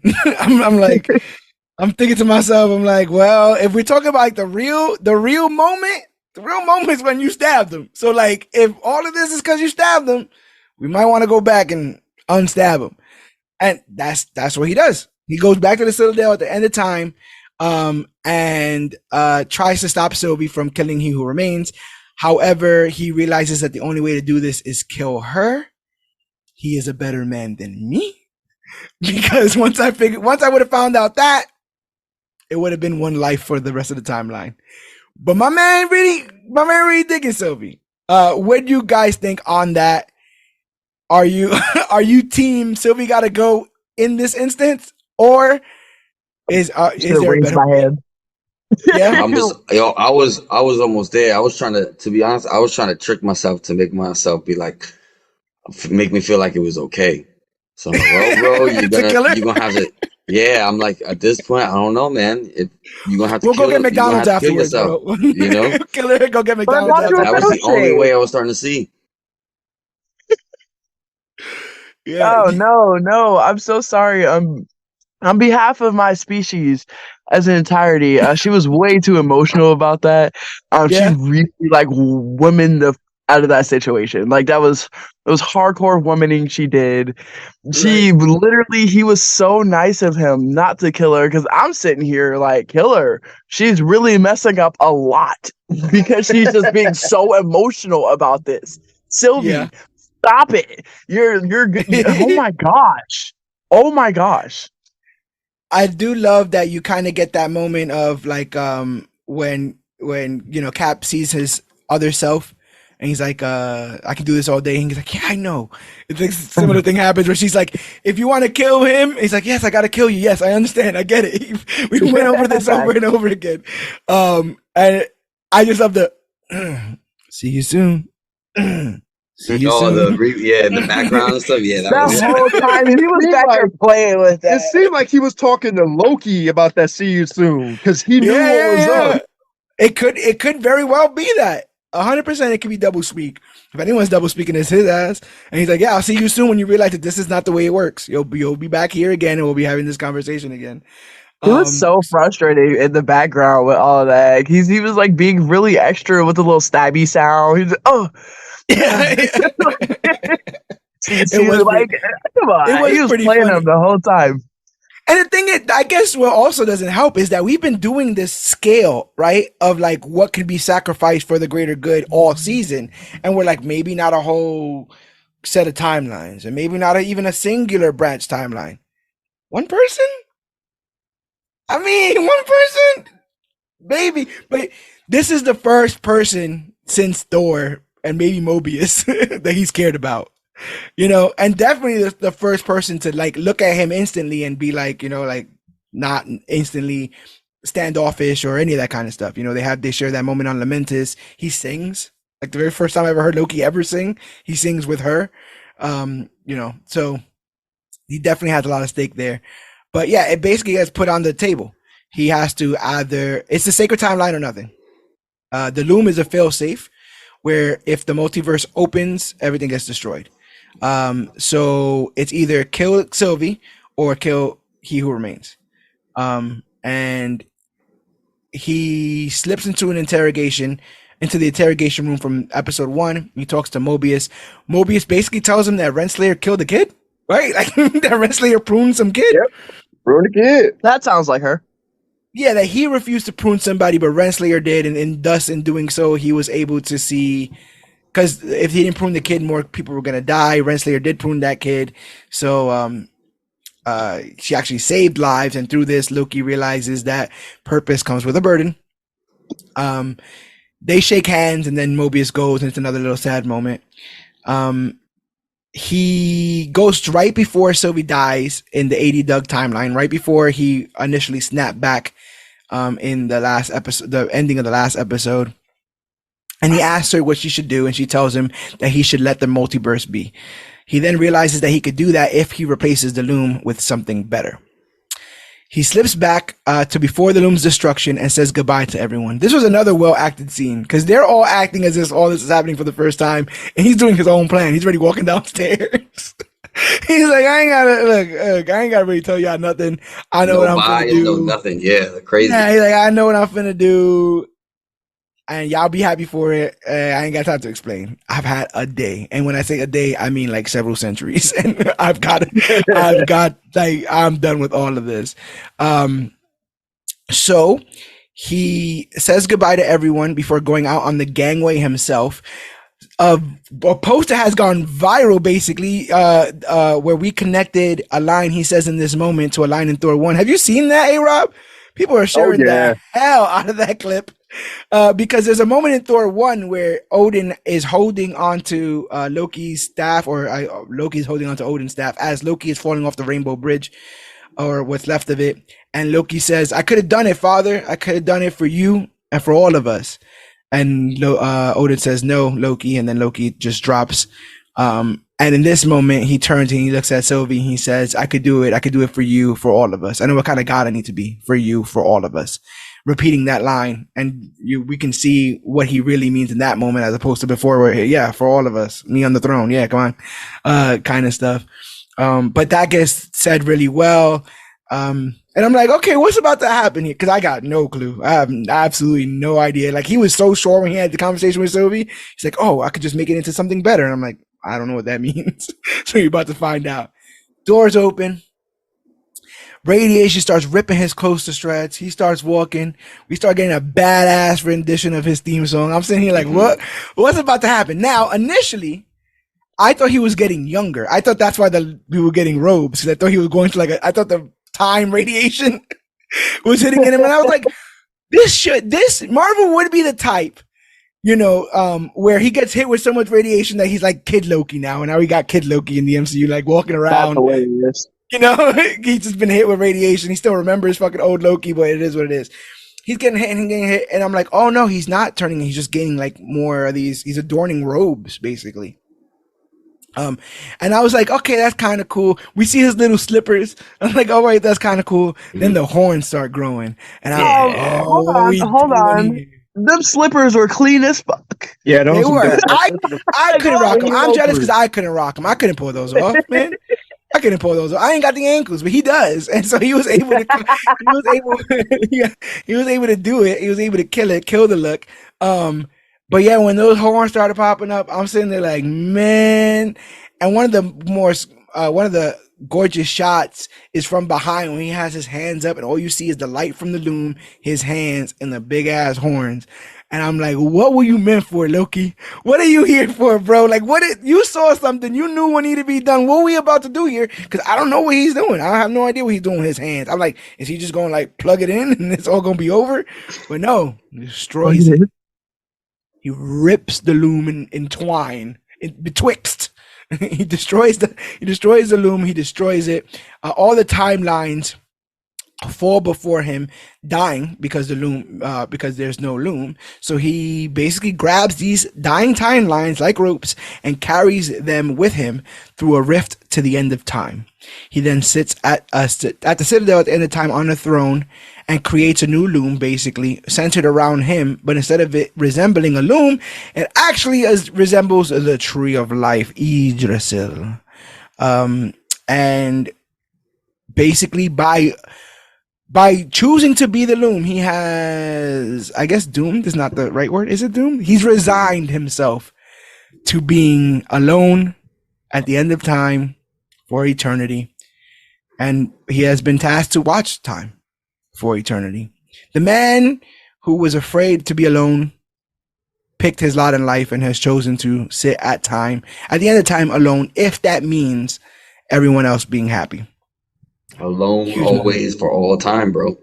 For all time, always, bro. Talk to me about this moment, guys. What do you guys think when you saw this? He got the dub, but took the L at the same time. So, like, that's the life lesson he had to learn. Like, with purpose comes burden, and that's a heavy burden because the heaviest is the head that wears the crown. Yes. I downloaded the episode to watch on the plane, right? Coming back from family vacation. And I tossed that thing on, bro. That episode lasted at least probably like an hour and 20 for me because I kept going back, 10 seconds back, 10 seconds back, just to watch that whole thing. And I'm just like, oh man. And then I'm like, he's gonna be stuck there because he's not dead. He's gonna be stuck there. He chose that, you know. So for him, it's like if you'd have told me that guy would have been doing this. You know, at the end of time, he'd have sat his ass down to protect the all the timelines. You know, it's huge. Just to, bro, I would have smacked myself. I said, "Shut up! You don't know what you're talking about." That guy, the Loki guy, him? Nah, bro. Heavy, and he's still there, and he's still gonna be there. You know. What'd you think, A-Rob? Oh, like I said, heaviest is the head. Like that burden that he has to deal with is going to be eternal. And I really hope we get to see, like, you know, the sun shine on the Odinson brothers again sometime in Kang Dynasty or Secret Wars. Because like this ain't the end of Loki's story. It's just the end of the Loki series for now. Did you have any idea of what he was doing when all this was going on? Did you know he was going to break the loom? I did not see that coming. I saw like concept art, you know, but I didn't like think that deep into, you know, take everything with a grain of salt, you know. But boom, him taking the throne, him being king of the multiverse or the god of stories, whatever y'all want to call it, I did not see it coming at all. If you like Claudius said, like if you told me this like 10 years ago, like Loki was gonna be like the king of the multiverse, he's gonna be the hero, I would be like, man, stop putting squirrel tails in your blunts, stop smoking moose knuckles, just stop. This what happened to you. Tails. Jesus. It seemed like while you didn't call it, someone at your household did though. Did you actually call that this was gonna happen? He was gonna break the loom? I knew he was going to, like, that part, yes. What he was going to do with the timelines, though, because, like, once he stepped out, I was like, okay, he's obviously going to go, like, do something with them, which would start by breaking the loom. I didn't know he would be able to, like, do that with the timelines. That surprised me. However, nobody's mad about this, but we're all mad at Captain Marvel for taking the whole movie to restart the sun. She did. She did take the whole movie to restart the sun. But we're not mad that like he took centuries to just do the timeline itself. Like what? He's like, oh, he did the yeah, you know, I'll just do it my way. He literally took the branches. He literally took the branches and turned them into the tree, bro. Turn them into life. So fire. Idris. I would say I watched this episode again immediately after I watched it the first time. And I think it's a perfect episode because it starts off, we already know the stakes. The stakes are high, so it has tension. But it starts off with comedy, the various times that they're trying to do it, and Victor's just dying over and over again. You know, we get some lovely moments between him and Sylvie. It goes through all the emotional roller coaster. You know, and I would look through, but it probably goes through all the stages of grief before his ass came to acceptance. He's like, I guess I'm going to have to sit on that throne. You know, we went through the denial and rejection, and he tried to barter and all this. Maybe I'll just kill Sylvie. Like he was trying to go through all of it until he eventually got to where he got to, which is pretty interesting. We see that in the aftermath, the TVA becomes a He Who Remains variant watching organization. Like that's basically what they're doing, seemingly keeping the Kangs, you know, and making them toe the line. Which, if is true 100%, and they're able to do this 100%, means we actually don't get the Kang Dynasty. Loki prevented the Kang Dynasty, and thus we might not be getting, we might not have to worry about Jonathan Majors showing up as Kang later on. I think that was MCU's point. Yeah, that they definitely put it there. Now, obviously, he can do anything, right? Like Kang's variants could do anything. They can switch all this up. To me, the only reason why you make Loki the person at the end of time holding these branches is so that somebody can show up and challenge him. That's the way my mind works. Is that we'll think everything is safe, everything is Gucci until somebody gets to the end of time and goes, who are you? And what are you doing? And these are all what? You know? And then maybe that person is Kang. Maybe that person is Doom. Maybe that person's the Beyonder or the Watcher. But I feel like Loki's gonna meet somebody. And the person that shows up, I don't think it spells well for our Odin son. You know, once we get over there. But maybe not. Maybe he just sits there and puppeteers this whole thing for the rest of the, you know, for all time. Always. Yeah. What do you think about the future of Loki, if it will? I mean, we're not, to our knowledge, we're not getting a Loki season 3, and Tom Hiddleston was asked, and he said on like talk shows that, you know, this was a culmination of a 14-year journey, but if they ever call and ask him to come back, he's down. It's never truly the end. Again, I feel like Secret Wars is the easy, in case of mercy, break glass to bring anybody back because you multiverse all live long day. But I think if you want to set up the next big bad, whoever is going to be the person who creates Battle World, that person needs to kind of deal with Loki, you know, and get it from him. And if you saw what it all took to get here, the person that beats him automatically becomes Hulk Hogan, right? So you just need that you set enough to fight. Now who's going to be on the other side of that fight? I don't even think Marvel knows right now, to be honest. Oh yeah, no. That's probably why they're taking a full year of no film. By then, the major stuff should be done and dusted, and they can sit and really figure out what the hell they want to do with this moving forward. I don't think Echo has anything to do with the TVA. Rumors have it that Deadpool 3 does, but maybe they're just like a weird, you know, bureaucracy like Sword and Shield and, you know, all those other. Maybe they're just a weird side organization now. I did think it was very touching watching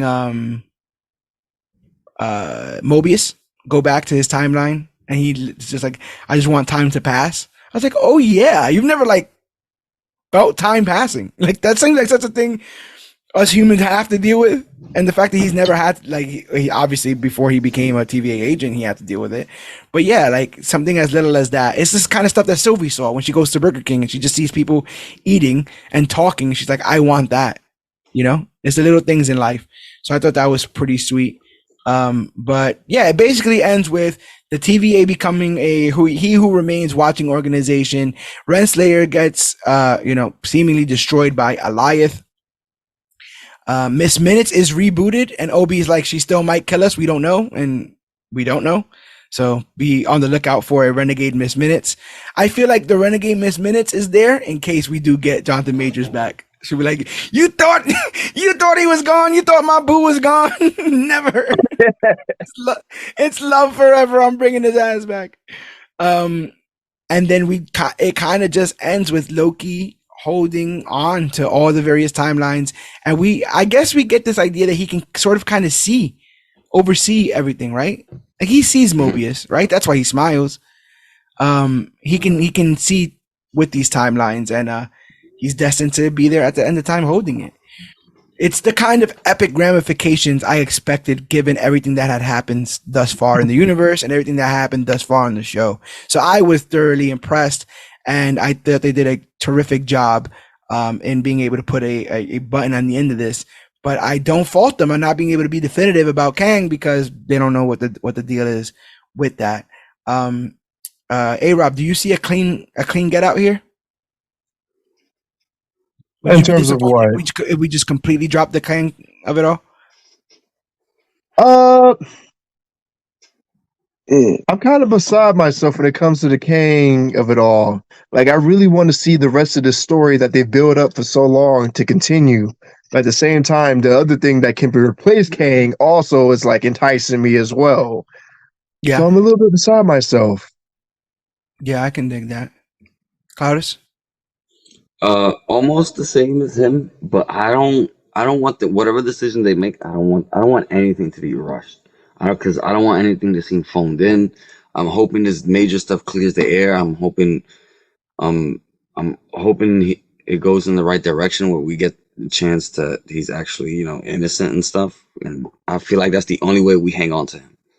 And then we get the story that they really want to tell. Otherwise, if not, then they're just gonna go plan B, and they gotta fast track that at some point if that's the way they want to go, and that's what I don't want. But I like Doom, bro. So that's gotta happen eventually. I also really like Majors, man. I really like. Yeah, I do too. Even when he came back as He Who Remains the second time, he was like, "Oh, have you met Victor Timely?" Was he asking about the loom? I was like, "You jerk! That's one of you, bro." That was the rudest shit. It was so rude. But he came back and brought another layer of that too. Like, do you think this is the first time we've had this conversation stuff? And finally, yeah.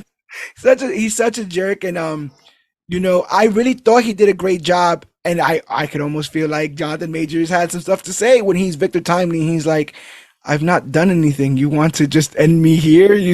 Like I have places to be. You can't just judge me on the things that you've heard or that you think are going to happen in the future, et cetera, and so forth. I'm like, you better not have done it, Jonathan. You better not have done it. We need you, bro. That was a bullshit. I hope all people who are guilty get exactly what's coming to them. That's my vague Marvel spoiler. I hope they all get put in a cube, and the cube gets smaller and smaller and smaller. If you choose to harm innocents, I think that's just what we should try to find a way to make that happen in real life. But yeah, man, I don't necessarily need a season 3 of Loki. I would like the TVA to be a mainstay. It'd be a really cool place to pop in and out of, especially if we have any time travel heroes like a Cable. That it'd just be really cool for him to stop. Like, that becomes customs where he has to like stop by and check his gun or whatever the hell before he goes to his next timeline. But yeah, did this leave you wanting in any way? Or are you guys good with the way that they kind of close all this off between Mobius, OB, B-15, et cetera, and so forth? That's hilarious that you just call Loki customs. I figured the ending was a heavy episode. The ending was, and I just feel like we wrapped it up in a bow, and the only thing that I could probably want from it is just to see him again. I don't really need another season. I just where he's at is perfect, and as long as I see him here and there a couple of times, I think I'll be all right. Yeah, same. I agree. Like I definitely, like I said before, I want to see the sunshine on the Odinson brothers again. I want to see an even more powerful version of Thor meet this powerful version of Loki, and to see where they're at that time in their stories or their character arcs in the MCU.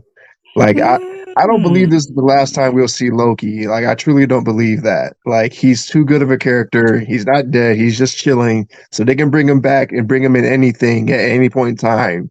And for the record, he's not even our Loki. Our Loki is dead. You know what I'm saying? Right, So for them to Him- make us care, like if he was really ours, I think that was fire. Yeah. I was just thinking the person that Thor adopted was made by Eternity, right? Yeah. Yep. Eternity and time, like that's got to be some sort of connection, right? Like if he's hanging around with the product of Eternity, can that lead him to the end of time? Does she know where the end of time is? You know what I'm saying? There's got to be some sort of connection. Like Eternity's time skills. They got to be some sort of connection. Well, they got all the way over there without no Infinity Stone. They used Stormbreaker, I think. Yes. They got all the way to Eternity. Damn you, Norse gods, always planning things behind our back. Centuries of time. Centuries. But yeah. Anything you guys have left to say on the series as a whole before I start plugging things? Hopefully we get a season 3. Oh, no, I agree with Claudius. I don't need a season 3. I do like as long as he just keeps popping up. However, I would not be mad about like just a little TVA spinoff and see like what all the agents are doing, because like I appreciate what made the show. One of the things that made the show so awesome was just that like all the acting weight was not just on Tom. Yeah. It was like it was decently distributed. So like I feel like it's something that could be like, you know, it's not something that like, hey, we gotta look for, but you know, if like for some reason on a holiday special we just got like a little TVA spinoff, like would not be yeah. Yeah, I like that. I'll even go so far as to say that I unfortunately we didn't talk about it, but I do think that while this show is an episode in the episodic Marvel Cinematic Universe, one of the things I will miss if we don't get this back is this show has a very distinct look that I think they pull off very well when it comes to the colors, when it comes to the uniforms, the technology, the way it's shot. It's all done very beautifully. And as I kind of hinted with the finale, the music sometimes, man, really good stuff. Natalie Hall did the damn thing. I got my own personal, excited moment because earlier in the season, we had a poll up over which theme was better, the TVA theme or the Loki green theme. I'm partial to the green theme. TVA theme is popping though. Both of them made by Natalie Hall. So when we got that remixed version of the green theme in the finale,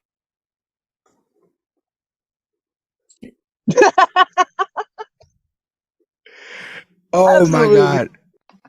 I don't even know what just happened, but like it was. Oh yeah, my microphone switched real quick. But yeah, I was like, it was perfect reaction though, because it was just like just cut. Yeah, my microphone just cut out. But no, like I think it's one of the coldest Marvel things music wise in a long time. It was some boss level like King of Harlem, sitting on the throne kind of stuff. Like I was sitting there like this is gospel. We at church. Sit down, now rise for King Loki. I was like, damn, that was cold. So yeah, find Natalie Hall a job somewhere else. I was reading the Agents of Asgard comic, listening to the score for what they had up until now, because they don't have I don't think episodes 4, 5, and 6 out yet officially as far as the Loki soundtrack is concerned. So because they have episodes 1, 2, and 3, I'm listening to that, and occasionally it would play the Loki theme, but in the old Chicago style from the timely episode. And I mean, yeah, or the Marvel, the opening mark, the ding, but with the old timey piano, really cool stuff. It just goes to show you how inventive she was with music and all that stuff. So yeah, I'm keep these people around, and I think that they are. I think that Moorhead and some of these other people that worked on this show are now spilling into other projects in Marvel as they become quality control, because this was quality and somebody needs to control it. Somebody needs to hold all the timelines. It would have been funny as hell. Loki would have grabbed all those timelines and then looked across the hall, and it's Kevin Feige. He's got a bunch of timelines in his hand. And he's like, first time, bro? This shit's hard, man. And no one's there to thank you. It's rough. It's rough stuff. But good thing is, no matter where Loki goes, time will remain, and that means that we will remain. We will be the who remains as we continue our journey covering the latest and greatest things to come to comic books and comic book media.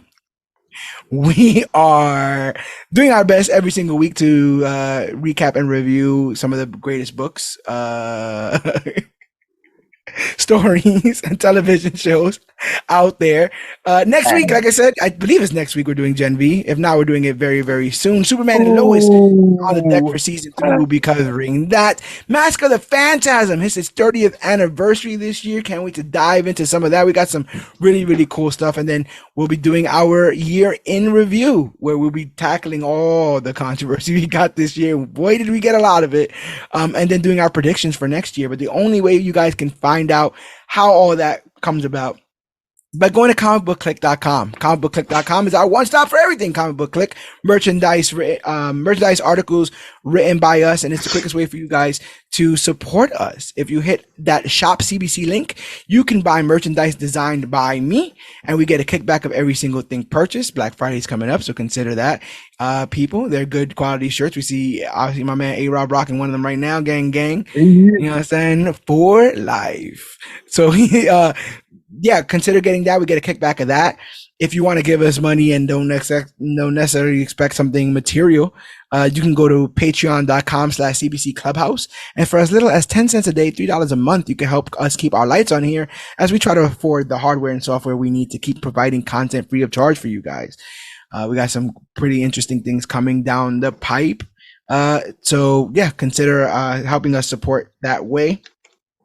If you can't support us monetarily, rate and review us on iTunes. It's the quickest way for us to grow as podcasters and find out what you like and what you don't. If you recommend our podcast and people looking for our kind of content, will find us easier on these podcast directories if we're highly rated. So try to rate us high if you can, so we could find the rest of our people. We're looking for our other variants across the timeline. Help us snatch those people up and get them on the bandwagon before the bandwagon gets full. But we really want to talk to you guys. We're really trying our best to expand our social media horizons. We are close to doubling our numbers last year in terms of social media. Half of that goes to all you guys working hard out there, liking, sharing, and subscribing our stuff. The other half of that goes to Rob, the Marvel God, going out there and putting out quality posts, sharing quality posts, and getting our name out there. So thank you, brother, because yeah, we're itching in right now on 18K. Last year we ended at 9K. So that would already be a double. I think we could hit 19. I'm going to try to hit 19 for the years out. That's going to be my little, put that timeline on it. Put that on the timeline. That's what we're going to start saying out here in the streets. Yo, I put that on the timeline. Right? So I'll put it on the sacred timeline. If it's a branch timeline, it doesn't count. Yeah. See, I have my fingers crossed behind my back. Put it on the sacred timeline. We're going to put it on the sacred timeline. But yeah, man, join the conversation. Go to facebook.com/ComicBookClique, Instagram at ComicBookClique, or use the hashtag ComicBookClique to talk about the newest, hottest, latest, and greatest things. Do come to Comic Books, Comic Book Media. And like I said, Major Issues is available wherever podcasts are found. Podbean, Stitcher, Podcast Addict, the Apple Podcast app, the Google Podcast app, TuneFind, Spotify, YouTube, and more. I found out that if our episodes are over 3 hours, they do not get a automatic video on YouTube. So if there are some episodes on YouTube that are missing, those are the chunky ones. Those are the ones where we will sit here for all time, always. But I never regret it. I never regret doing shows with you guys each and every week. It's always a hell of a time. But yeah, consider rating and reviewing us. Consider buying merchandise. Be sure to follow us on the hashtags and follow us wherever we're going. I'm at Major Issues CBC on Twitter. I'm also at Major Issues CBC on Twitch. We'll be finishing up Spider-Man this week. I want to say maybe Wednesday or Thursday. I'm finally completing Marvel Spider-Man 2. It's been a hell of a blast, and it's kind of crazy because it's one of the games I think ever that I will have all my story mode stuff like documented, so I can go back and look at how I looked at certain moments when I was bugging the fuck out about things. So if you guys want to see any of that stuff, consider following us at all the places that we are. Hey Rob, where can they find you? They can find me basically anywhere at A-Rob the Marvel Guy. You can find me on Facebook, YouTube. And on Twitch, my name is Omega Avenger 26. Sometimes I play Marvel Snap. Mm-hmm. Sometimes, actually, I play all the time, and the game's highly addictive. I highly recommend everyone playing it. Download at least one time, get your feel for it, especially if you like card games or collectible games. It's a game I very much recommend for you. It's so addicting. Oh my god. That's awesome. That's awesome. Ma'am, do you have a place you want the people looking for you, or do you not want to be found? Is this the part where I say the Grigio fake girl thing? Yeah. Okay. Yes. Well, you can find me on Facebook, Twitter, Instagram. Honestly, my first and last name, Christina Lackey. More than anything, I wouldn't try to find all the different usernames. Okay. Well, you're never lacking, Miss Christina. We thank you so much for being on this episode and covering all this stuff here. All love, all time, always, if you will. Jarvis, do you want the people to find you anywhere? I'm streaming through the timelines, baby. Just hold them tight, bro. Hold them tight. Let me know you gotta use the bathroom. We'll switch out. I got you, broski. We'll never forget that. But that's the end of this episode, ladies and gentlemen. My name is George Serrano, aka the Don. And I am Cloudus Maximus. And I'm A-Rob the Marvel God. And they're all entangled on the sacred timeline. Yes, they are. Yes, they are. And this has been. Oh, ma'am, you didn't say bye to the people. Me? Yeah. Oh, bye, y'all. Is that what Miss Minute says? And this has been our Loki Season 2 recap and review. And remember, whether you're a variant, a doppelganger, or just living in the moment, part of the TVA, Mickey D's, or just want some jet skis, always remember it's for all time, always. And always remember that you, yes, you, are worthy.